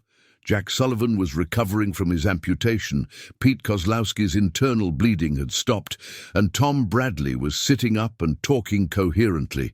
Even more importantly, the 3 men who'd been trapped underground when she arrived had been successfully extracted alive, their injuries treated quickly enough to prevent permanent damage. Word of Sarah Beth's success spread through the camp like wildfire. Men who had lost friends in previous mining accidents, who had seen other emergencies end in mass graves, could hardly believe what they had witnessed. A young woman with basic equipment had accomplished what a formally trained doctor had declared impossible. "Never seen anything like it," Frank Morrison told a gathering of miners on the morning of the fourth day. Dr. Whitman took one look at Jack Sullivan's leg and said the man would be dead by sunset. Miss Crawford not only saved his life, she saved 11 others besides, but it was Pete Kozlowski who provided the most powerful testimony. Weak but clearly recovering, he addressed the assembled miners from his bed. "I felt myself dying," he said, his voice rough but strong. "Could feel life draining out of me hour by hour, but this lady, she fought death itself to keep me here. Worked on me for 2 days straight, barely sleeping, barely eating. She didn't give up even when everyone else thought I was gone." He looked directly at Sarah Beth, his eyes bright with tears. "You didn't just save my life, miss. You gave me back my family, my future, everything I thought I'd lost when that roof came down. I have 3 children who will grow up with their father because of you." The emotional weight of his words hit Sarah Beth like a physical blow. For the first time since arriving at the camp, the full magnitude of what she had accomplished began to sink in. She had faced the most challenging medical crisis of her life and emerged victorious. Men who should have died were alive because of her skills, her determination, her refusal to give up when the situation seemed hopeless. Frank Morrison approached her as the crowd dispersed, carrying a leather pouch that clinked with the sound of metal. "The men took up a collection," he said. "It's not enough to repay what you've done, but it's what we can spare." Sarah Beth opened the pouch to find more money than she had ever seen in one place, silver and gold coins representing the gratitude of men who understood the value of life saved. But more than the monetary reward, she felt the weight of recognition, of respect earned through action rather than granted through circumstances of birth. "There's something else," Morrison continued. "We've been talking, the other mine foreman and I. These mountains are full of operations like ours, dangerous work with men getting hurt regular-like. We want to hire you as our official physician, build you a proper clinic, pay you a salary. That would make city doctors jealous." The offer was everything Sarah Beth could have dreamed of 6 months ago. Financial security, professional recognition, a permanent position that would establish her as someone important. But as she looked around the camp, at the men whose lives she had saved, she realized that her ambitions had grown beyond personal success. "I'm honored by the offer," she said carefully, "but I need to think about it. There are other people in these mountains who need help too." That evening, as she sat with Caleb watching the sunset paint the peaks in shades of gold and crimson, Sarah Beth reflected on the transformation she had undergone.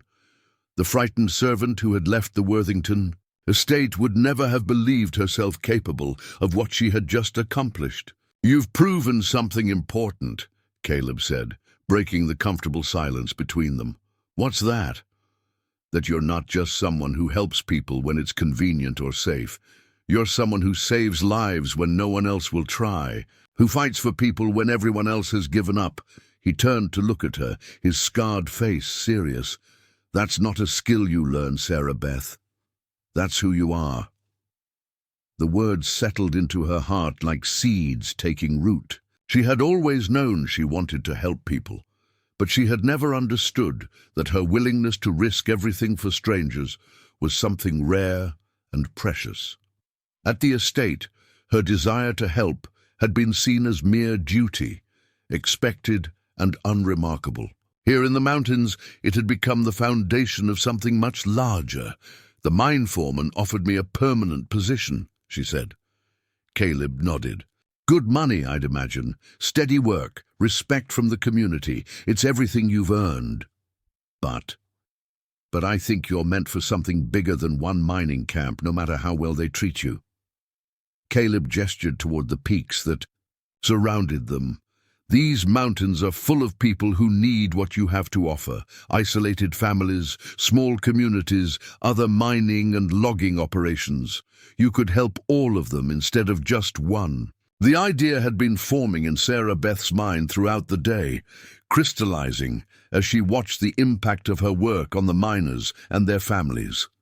She had proven that she could handle any medical crisis these mountains could throw at her. More importantly, she had proven it to herself. A traveling physician, she said aloud, testing how the words sounded. A mountain healer, with a reputation that extends throughout these hills, Caleb corrected.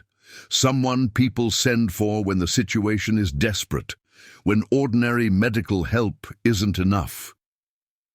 Sarah Beth looked out at the wilderness that had become her home and her teacher. Somewhere out there were people who needed help that no one else could provide, families facing medical crises without access to trained physicians, communities where the choice was often between her rough mountain medicine and no medical care. At all, 6 months ago she had been nobody, a servant whose greatest ambition was to avoid notice and criticism. Tonight, she sat as someone who had proven her worth beyond any possible doubt, whose skills were sought after and valued, whose very presence could mean the difference between life and death. The scared girl who had crawled into a collapsed sawmill to save 2 strangers had become a woman capable of saving 12 lives in 3 days. And this, she realized, was only the beginning of what she might accomplish. "I think you're right," she said finally. "I think I'm meant for something bigger." As if in response to her words, a shooting star traced a brilliant arc across the darkening sky, burning bright before disappearing beyond the mountain peaks. Sarah Beth took it as a sign of approval from whatever forces had guided her transformation from worthless servant to accomplished healer. Tomorrow, she would decline Frank Morrison's generous offer and begin planning her future as an independent mountain physician.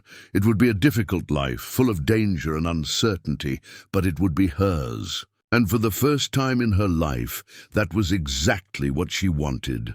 Word travels fast through the Cumberland Mountains, carried by traders, miners, and drifters who moved between the scattered communities like human telegraph lines.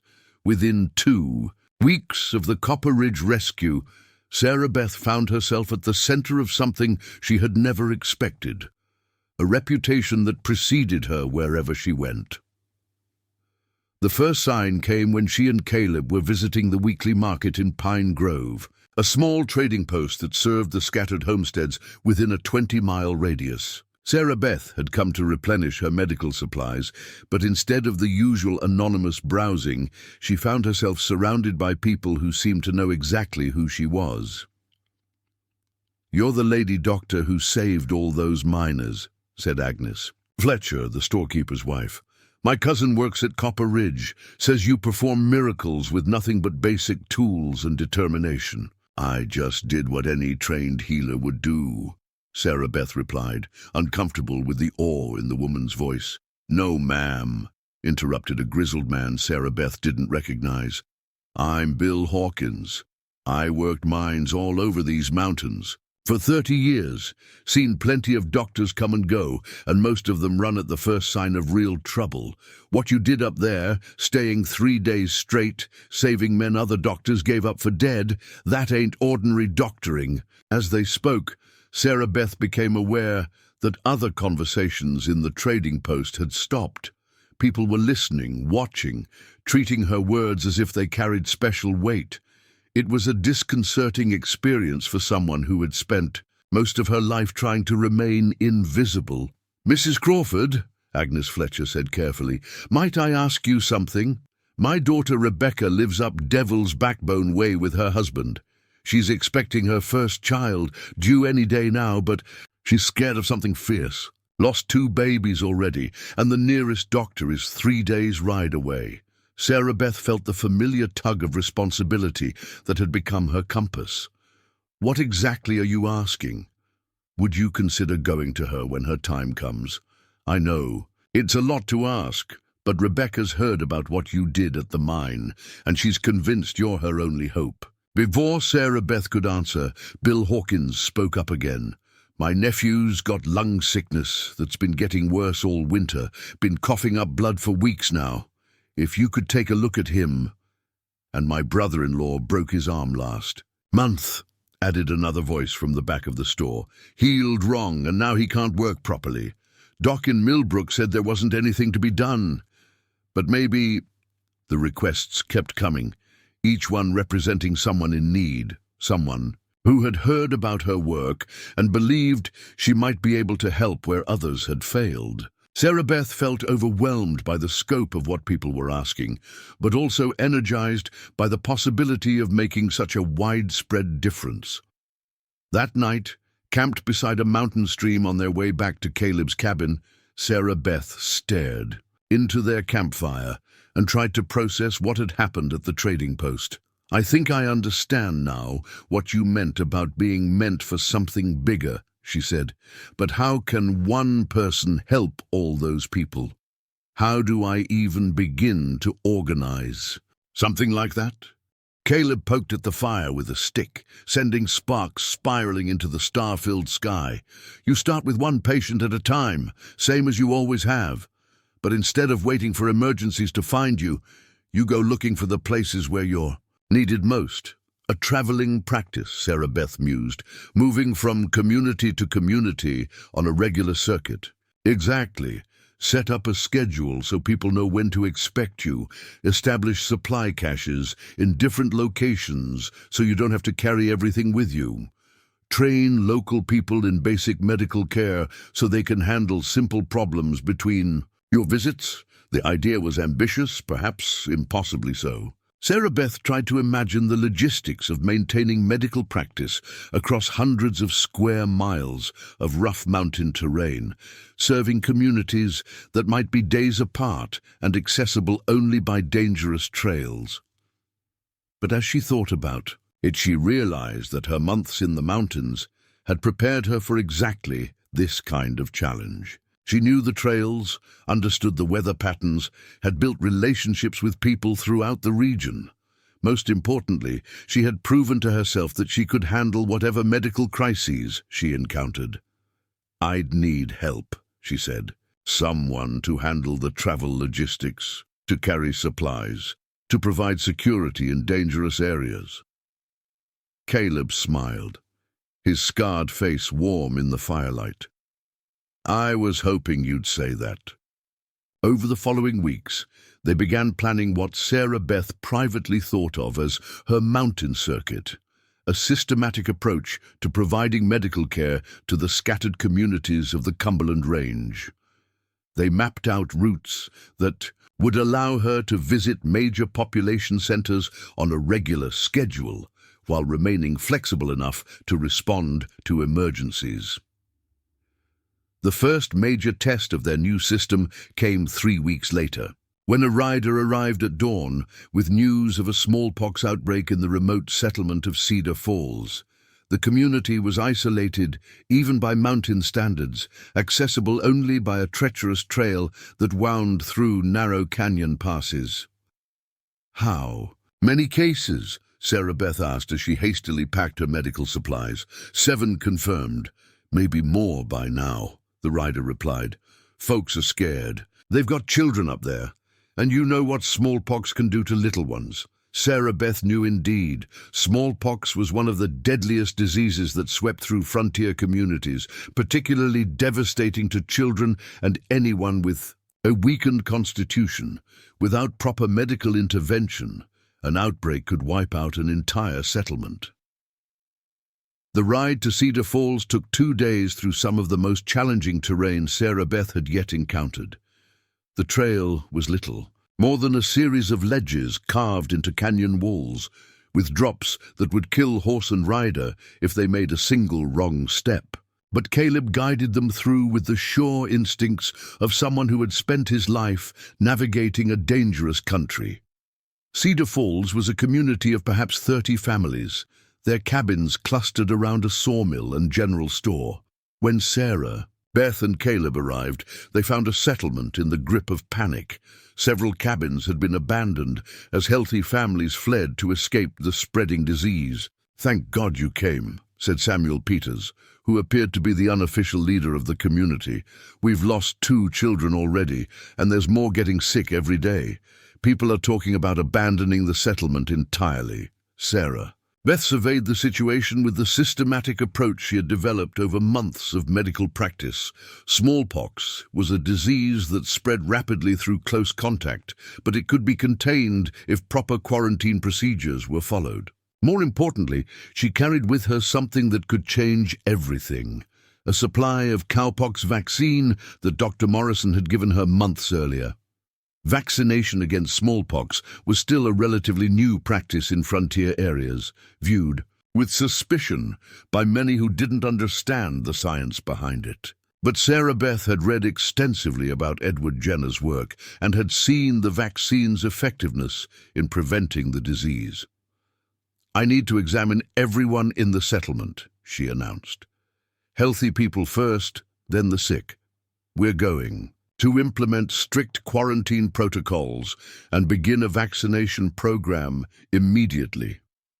The next week was a whirlwind of activity that tested every skill Sarah Beth had developed. She moved from cabin to cabin, treating the sick with the limited tools available for smallpox care, while simultaneously vaccinating everyone who hadn't yet been exposed to the disease. The work was dangerous. Smallpox was highly contagious, and Sarah Beth risked infection every time she entered a contaminated cabin.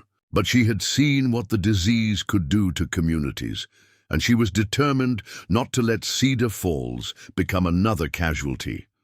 More challenging than the medical work was convincing people to accept vaccination. Many of the settlers viewed the procedure with deep suspicion, fearing that deliberately introducing cowpox would somehow make them sicker rather than protecting them. "You want to give my children cow disease?" demanded Martha Creighton, clutching her two young sons protectively. "That doesn't make no sense at all." Sarah Beth had learned that explaining medical procedures required patience and clear, simple language. "Mrs. Creighton, cowpox is very mild compared to smallpox. When your body fights off the cowpox, it learns how to fight smallpox too. It's like training your body to be a soldier against the disease." It took hours of careful explanation and demonstration. Sarah Beth vaccinated herself first to prove the procedure's safety, but eventually she convinced most of the settlement to accept the treatment. Within days, the spread of new cases slowed dramatically. By the end of 2 weeks, the outbreak was contained. Of the original 7 cases, she had lost one elderly man whose constitution couldn't fight off the disease, but the 6 others recovered fully. More importantly, none of the vaccinated residents developed smallpox despite continued exposure. "And to the sick, you saved our community," Samuel Peters said, as Sarah Beth prepared to leave. "Without you, we'd have lost half our children and probably abandoned the settlement entirely." But it was 8-year-old Jenny Morrison, one of the children she had vaccinated, who provided the most moving testimony. The little girl approached Sarah Beth shyly as she packed her medical supplies. "Miss Sarah Beth," Jenny said, "my mama says you're an angel who came down from the mountains to help us." Sarah Beth knelt down to the child's level. "I'm not an angel, sweetie. I'm just someone who learned how to help people when they're sick." "Well," Jenny replied with the profound logic of childhood, "I think angels are just people who help when nobody else can. So you're still an angel to me." As they rode away from Cedar Falls, Sarah Beth reflected on what the child had said. She wasn't an angel, but she was becoming something she had never imagined, a person whose presence could mean the difference between a community's survival and its destruction. News of the Cedar Falls success spread even faster than word of the copper Ridge Rescue had. Within a month, Sarah Beth found herself receiving requests for help from communities she had never heard of, some as far as a week's ride away. Each request told a story of medical need that wasn't being met by traditional physicians. There was the logging camp dealing with an outbreak of dysentery that had killed 3 men and was spreading rapidly through the workforce. The isolated farming community where a rabid wolf had bitten 5 people, and they desperately needed someone who understood how to treat potential rabies exposure. The mining town where a collapsed tunnel had created multiple cases of crush, injuries, and possible internal bleeding. Each situation was different. Each one required her to stretch her skills and knowledge in new directions. But with each successful intervention, Sarah Beth felt her confidence and capabilities expanding. She was no longer just treating individual patients. She was preventing community disasters, saving entire settlements from medical catastrophes. Caleb proved to be an invaluable partner in this expanding mission.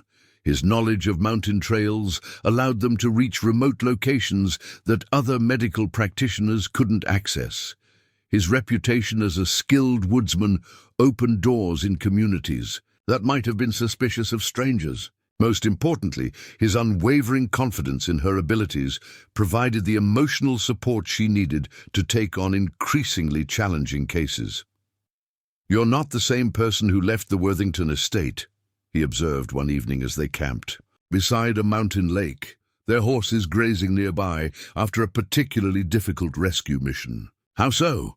Sarah Beth asked, though she was aware of the changes in herself. That woman was focused on surviving, on getting through each day without causing trouble. "You're focused on something completely different now, on how much good you can do, how many lives you can save, how many communities you can help." Sarah Beth looked out across the lake, its surface reflecting the stars like scattered diamonds. She thought about the dozens of lives she had saved over the past months, the communities that continued to thrive because of her interventions, the families that remained intact because she had been willing to ride through dangerous countries to help strangers. "I feel like I've found my purpose," she said. "Not just what I'm good at, but what I'm meant to do with my life." "And what's that?" "To be the medical help that these mountain communities need but can't access any other way. To go where other doctors won't go, to treat patients other doctors won't treat, to save lives that would otherwise be lost to isolation and poverty." The mission was ambitious, perhaps impossibly so for one person, but Sarah Beth had learned that impossible was often just another word for difficult, and difficult was something she had grown accustomed to handling. 3 months later, she opened the first of what would become a network of medical supply caches scattered throughout the mountains. Located in the back room of a general store in Elk Ridge, the cache contained bandages, medicines, surgical tools, and emergency supplies that could be accessed by any trained person in the area. "The idea is to create a system," she explained to store owner Henry Walsh as they organized the supplies. "Train local people in basic medical care, establish supply points where they can get what they need, and maintain a regular schedule of visits to handle the more serious cases." Henry nodded approvingly, "Like a spider web of healing, with you at the center coordinating everything." The metaphor was apt.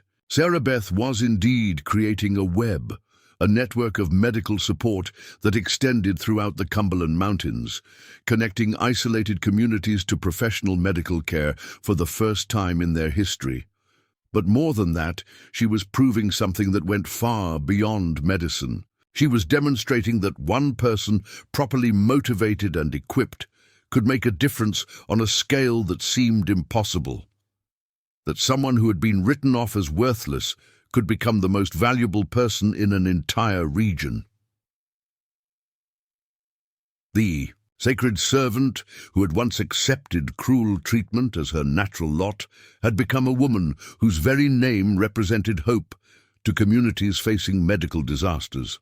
People who had never seen her face trusted her with their lives based on stories of her competence and courage. As winter approached and she prepared for the seasonal challenges of mountain medical practice, Sarah Beth realized that her transformation was complete. She had become everything she had never dared to dream of being: respected, valued, essential to the well-being of countless families.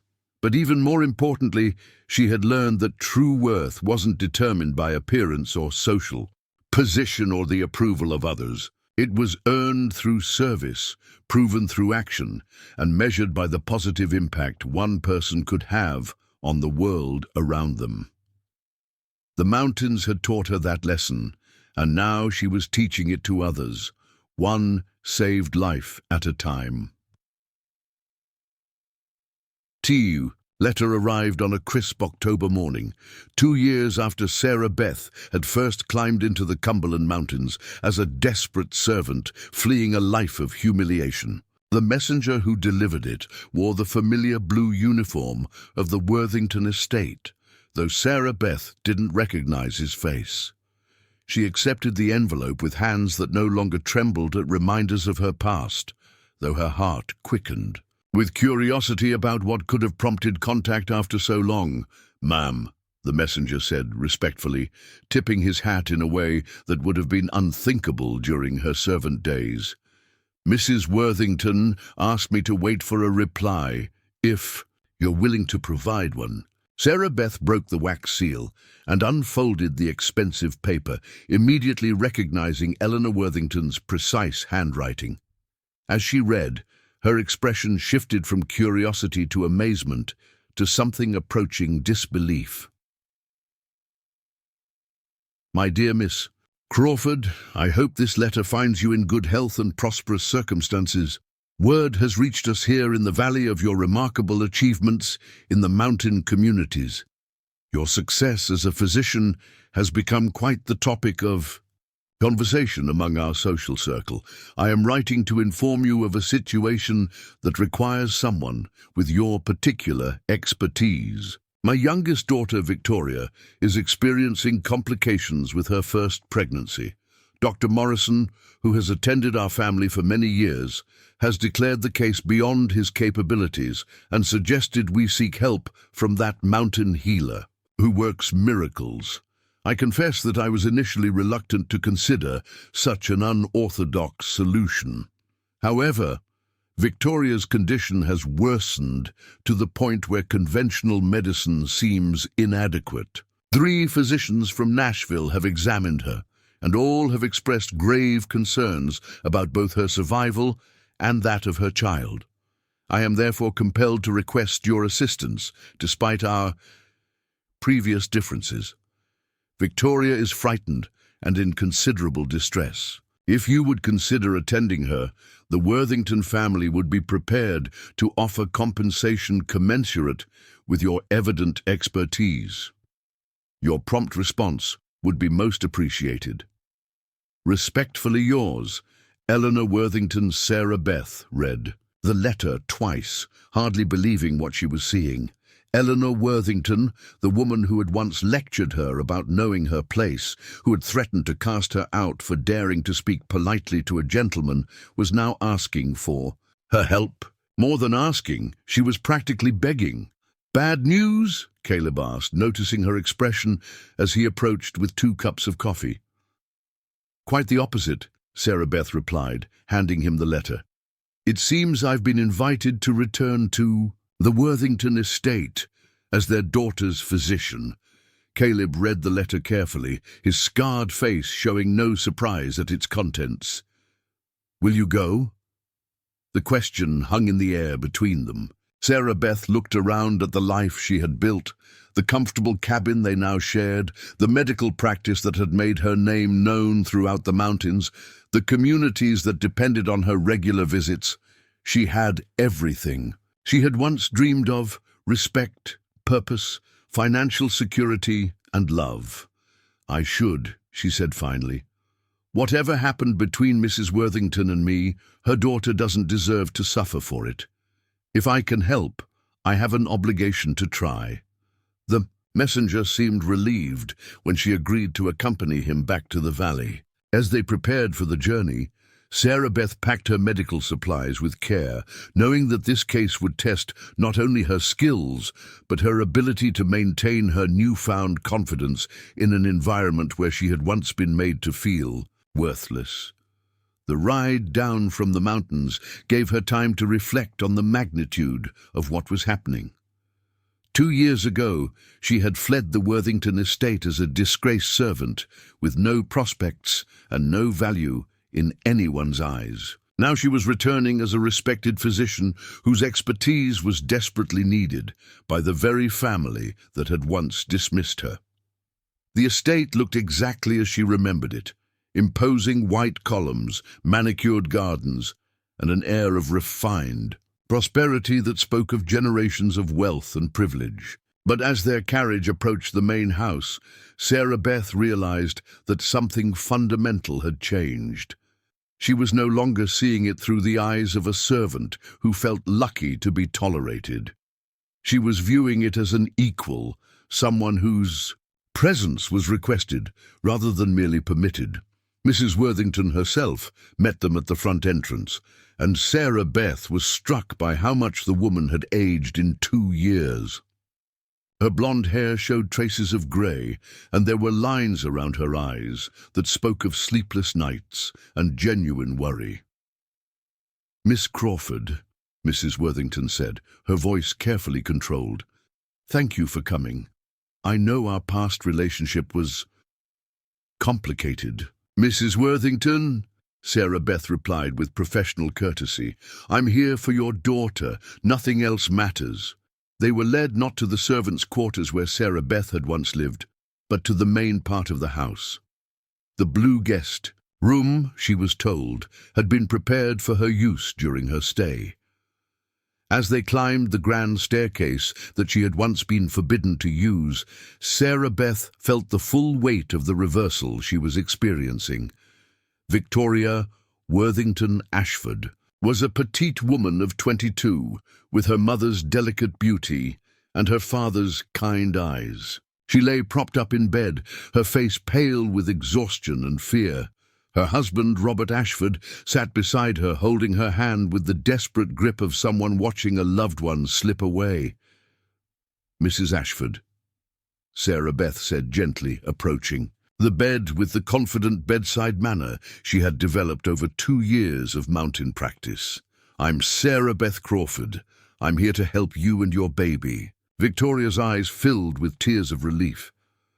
"Dr. Morrison said you were the only one who might be able to help. He said you've saved people that other doctors gave up on." Sarah Beth began her examination, drawing on all the skills she had developed, treating difficult pregnancies in remote mountain communities. What she found confirmed her suspicions. Victoria was suffering from a condition that could be fatal if not properly managed, but which was treatable with the right knowledge and approach. "The baby is positioned incorrectly," she explained to the gathered family. "That's putting pressure on blood vessels and preventing proper circulation. I've seen this condition before, and I know how to correct it." "The doctors from Nashville said surgery would be necessary," Robert Ashford said anxiously. "They said both Victoria and the baby might not survive the procedure." "Surgery won't be necessary," Sarah Beth assured him, "but the correction process will be uncomfortable, and there are no guarantees. I need your permission to proceed with a technique that isn't widely known among conventional physicians." Over the next 6 hours, Sarah Beth used a combination of massage, positioning, and careful manipulation to gradually correct the baby's position. It was delicate work that required patience and intuitive understanding of pregnancy complications, skills she had honed through dozens of difficult mountain births. When Victoria's labor finally began in earnest, it progressed smoothly and naturally. The baby, a healthy girl with her mother's delicate features, was born just as the sun was setting over the Cumberland Mountains. Both mother and child were strong and healthy, their lives saved by techniques that no formally trained physician in the region would have attempted. "She's perfect," Victoria whispered, holding her daughter for the first time. "Thank you. You've given me everything I've ever wanted." But it was Mrs. Worthington's reaction that provided the most profound moment of the entire experience. The woman who had once treated Sarah Beth with such casual cruelty approached the bed with tears streaming down her face. "I owe you an apology," she said, her voice breaking with emotion. "Not just for today, though your skill has saved my daughter's life, but for how I treated you years ago. I was blind to your worth, and I nearly cost my family everything because of my prejudice." Sarah Beth looked at this powerful woman, who was now humbling herself, asking forgiveness from someone she had once considered beneath notice. 2 years ago, such an apology would have meant everything to her. Now it felt like validation of a truth she had already learned to embrace. "Mrs. Worthington," she said with quiet dignity, "I've learned that a person's worth isn't determined by how others treat them. It's determined by what they choose to do with their abilities." The older woman nodded, understanding the deeper meaning behind the words. "Will you consider staying? We could build you a proper medical practice here, in the valley. You'd have access to the latest equipment, a comfortable home, social standing." Sarah Beth looked out the window toward the mountains that had become her true home. In the distance, she could see smoke rising from chimneys in communities where families depended on her regular visits, where her absence might mean the difference between life and death for people with nowhere else to turn. "I appreciate the offer," she said, "but my place is in the mountains. There are people there who need me, and I've made commitments I intend to keep." Mrs. Worthington smiled sadly, but with understanding. "Of course. You've found where you belong." 3 days later, as Sarah Beth prepared to return to her mountain practice, Victoria Ashford insisted on walking her to the carriage, despite having given birth so recently. "I want my daughter to know your story," Victoria said, holding her baby close. "I want her to understand that a person's value comes from their character and their contributions, not from their appearance or their family connections." "That's a good lesson for any child," Sarah Beth agreed. "More than that," Victoria continued, "I want her to know that if people try to tell her she's worthless, she shouldn't believe them, that she should look for someone who sees her true value, the way that mountain man saw yours." Sarah Beth thought about Caleb, waiting for her in the mountains with his scarred face and unwavering confidence in her abilities. He had seen her worth when she couldn't see it herself, had given her the opportunity to discover who she really was beneath the layers of societal conditioning. But more than that, he had taught her that true beauty came from courage, that real worth was measured by contribution, and that the most important recognition was the respect one earned through action, rather than the approval one received through compliance. As the carriage rolled away from the Worthington estate for the second time, Sarah Beth reflected on the complete transformation her life had undergone. She was leaving not as a fleeing servant, but as a respected professional who had just saved the life of her former employer's daughter. The frightened young woman who had once accepted cruelty as her natural lot had become someone whose very presence could mean the difference between life and death. The servant who had been told she was worthless had proven herself invaluable to entire communities. But perhaps most importantly, the woman who had once believed she deserved nothing better than scraps had learned to demand recognition for her true worth, and had received it from the very people who had once dismissed her. 2 days later, Sarah Beth stood on the porch of her mountain cabin, watching Caleb tend to their horses in the corral below. The morning sun painted the peaks in shades of gold and rose, and she could hear the sounds of a world waking up to possibilities rather than limitations. A rider was approaching on the mountain trail, probably another request for medical help. From a community that had heard of her reputation, Sarah Beth felt the familiar surge of purpose that came with being needed, with knowing that her skills could make a difference in someone's life. "Another patient?" Caleb asked, joining her on the porch as the rider drew closer. "Probably," Sarah Beth replied, "and I'm ready for whatever they need." The words carried a confidence that would have been unimaginable 2 years earlier. Sarah Beth Crawford had learned the most important lesson of her life, that worth wasn't something others granted or withheld based on arbitrary standards. It was something she possessed inherently, something she could demonstrate through her actions and contributions. The scarred mountain trapper who had first seen her true value had given her the greatest gift possible. Not just love or recognition, but the opportunity to discover and prove her own worth to herself. And in proving it, she had become exactly what the world needed. A healer who went where others wouldn't go, who saved lives others had given up on, who brought hope to places where hope had been abandoned. The worthless servant had become irreplaceable. The woman deemed too ugly for love had found a man who saw her beauty in her courage and competence. The girl, who had been told to accept whatever scraps life offered, had created a life of purpose and meaning that exceeded her wildest dreams. As the rider approached with news of whatever medical emergency needed her attention, Sarah Beth felt only excitement for the challenge ahead. She had found her place in the world, and it was exactly where she belonged, wherever people needed someone brave enough to help when no one else would try. The messenger turned out to be young Timothy, Blackwood from Pine Ridge, his face flushed with urgency and exhaustion from hard riding. "Miss Crawford," he called out as he dismounted, "we need you badly. There's been an explosion at the new silver mine, and we got men trapped underground with cave-in injuries. The company brought in a doctor from Knoxville, but he took one look at the situation and said it was hopeless."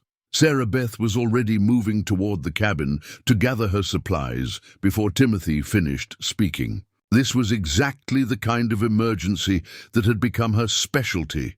The cases other physicians abandoned, the situations deemed too dangerous or too complicated for conventional medicine. "How many casualties?" she asked, her mind already cataloguing the equipment she would need. 12 men trapped, maybe more. The ones they pulled out, well, ma'am, it's bad, real bad. Crushed limbs, head injuries, men coughing up blood. The mine foreman said to tell you they'll pay whatever you ask, but please come quick. Caleb appeared beside her, already carrying medical supplies to their horses. He'd learned to read these emergencies as well as she had, and he knew that time was the most critical factor in mass casualty situations. "How long will it take to get there?" Sarah Beth asked as she secured her medical kit behind her saddle. 6 hours of hard riding, maybe 5 if we push the horses, Timothy replied. "But ma'am, I got to warn you, this ain't like the other mine accidents you've handled. The company's brought in investigators from the state, and there's talk of criminal charges. Some folks saying the explosion wasn't an accident." The implication hit Sarah Beth immediately. If the explosion had been deliberately caused, then the mine site might still be dangerous. Whoever had sabotaged the operation could still be in. The area and her presence there could put her at risk, but as she mounted her horse and looked back at the mountains that had taught her to value courage over safety, Sarah Beth knew there was no real choice. Men were dying while she considered potential dangers, and that was unacceptable. The ride to Pine Ridge took them through some of the most spectacular country in the Cumberland Range, but Sarah Beth barely noticed the scenery. Her mind was focused on the challenge ahead, running through the likely injuries she would encounter and the treatments she would need to provide with limited resources. She had handled mine explosions before, but each one presented unique challenges. Blast injuries could cause internal damage that wasn't immediately visible, and the combination of crushing trauma from cave-ins with burn injuries from explosions created complex medical situations that tested every skill she possessed. As they approached the Pine Ridge mine complex, the scope of the disaster became immediately apparent.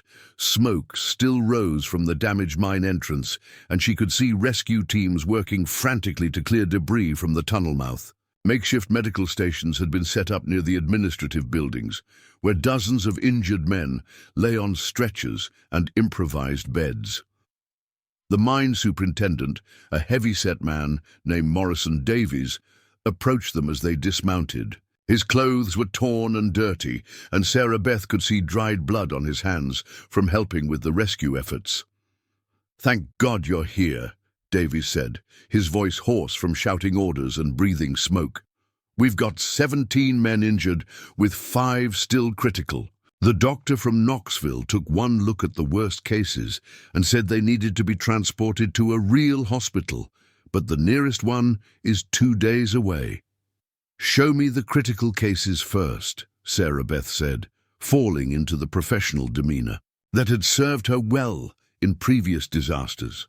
The sight that greeted her in the main medical tent was worse than Timothy's description had prepared her for. 5 men lay unconscious or semi-conscious, their injuries severe enough that transport to a distant hospital would likely kill them before they could receive treatment. The first patient, identified as Joe Patterson, had suffered massive crush, injuries to his chest and abdomen when a support beam fell on him during the cave-in that followed the explosion.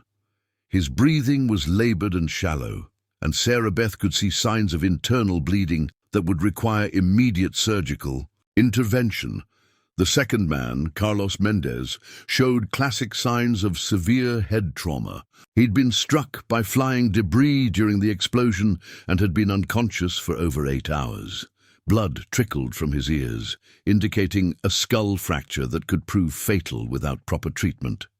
The third patient, William Foster, had suffered extensive burns over 40% of his body when a pocket of methane gas ignited during the initial explosion. His injuries were complicated by smoke inhalation that had damaged his lungs, creating a combination of problems that would challenge even a fully equipped hospital. The fourth man, Samuel Cross, had lost his left arm below the elbow when machinery collapsed during the cave-in. The amputation was ragged and infected, and he was showing signs of blood poisoning that could kill him within days, if not properly treated. The fifth patient, Robert McKinnon, appeared to have suffered internal injuries from the blast concussion. He was conscious but in severe pain, coughing up blood and unable to keep fluids down. Sarah Beth suspected ruptured organs that would require careful monitoring and possibly surgical repair. Each case would have been challenging under ideal conditions. Treating all 5 simultaneously with basic field equipment seemed almost impossible. But as Sarah Beth looked around at the faces of the miners, their families, and the rescue workers, she saw the same expression she had learned to recognize. In mountain communities, the desperate hope that came when people believed she was their only chance. "I'll need assistance," she announced to Davies.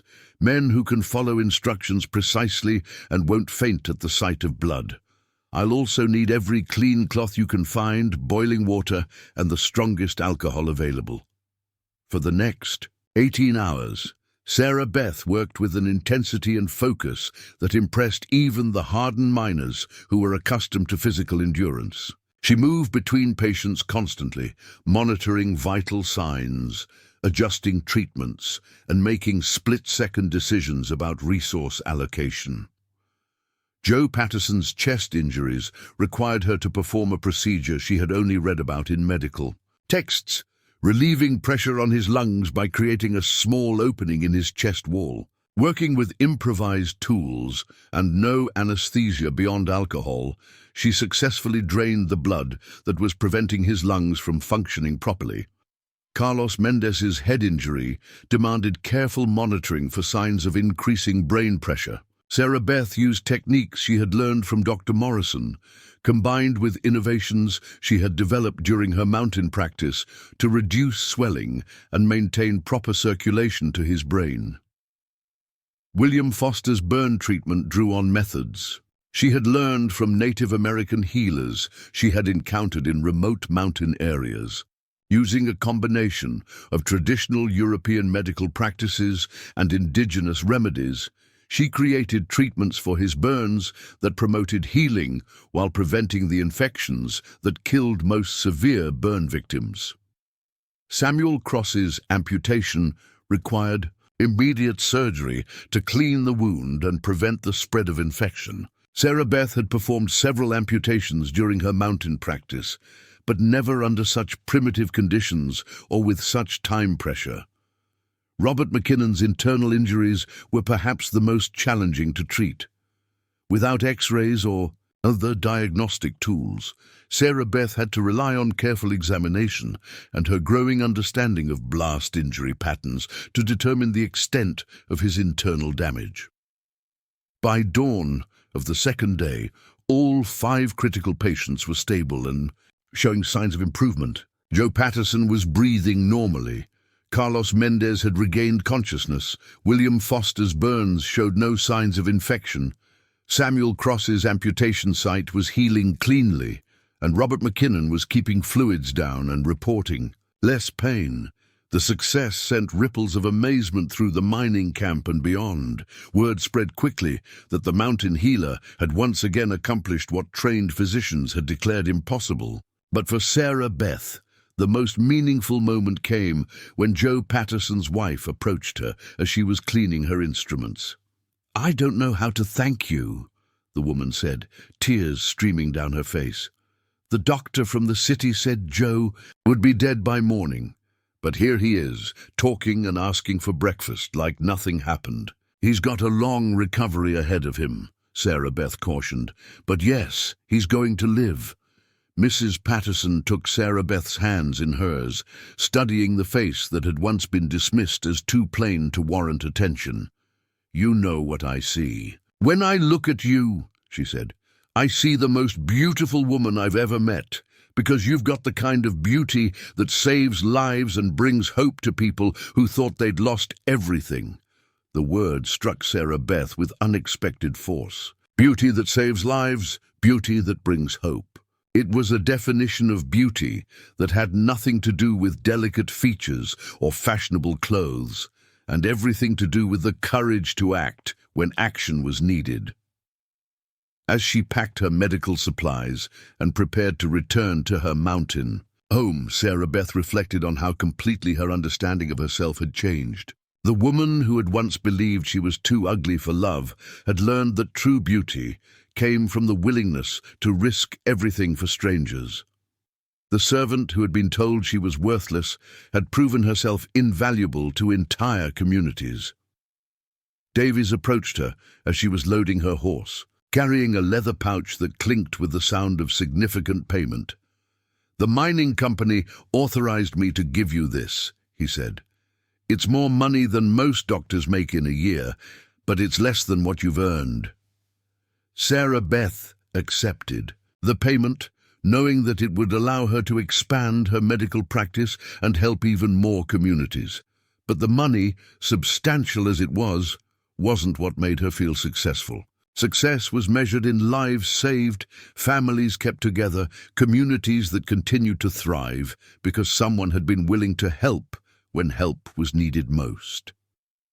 The ride home through the mountain passes gave her time to think about the journey that had brought her to this point.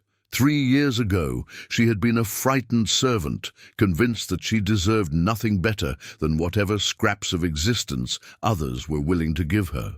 Today, she was riding home from another successful mission, her reputation secure and her skills proven once again under the most challenging conditions. But more than professional success, she had found something that the servant girl had never dared to hope for, a life of meaning and purpose that exceeded her wildest dreams. She had become someone who mattered, whose presence could change the outcome of desperate situations, whose skills were sought after by people who had no other hope. When she finally reached her mountain cabin, Sarah Beth found Caleb waiting on the porch, with news that several other communities had sent requests for her help during her absence. Looking at the messages, she saw invitations to establish permanent medical clinics, offers of partnership with other healers, and requests to train apprentices in her methods. "You're not just a mountain healer anymore," Caleb observed as they read through the correspondence together. "You're becoming the foundation of an entire medical network that serves people nobody else will help." Sarah Beth smiled, understanding the truth of his words. Her individual success had grown into something larger, a demonstration that one person, properly motivated and equipped, could create systematic change that benefited countless others. The transformation was complete. The ultimate reversal had occurred. And Sarah Beth Crawford, mountain healer and miracle worker, was exactly who she had always been meant to be.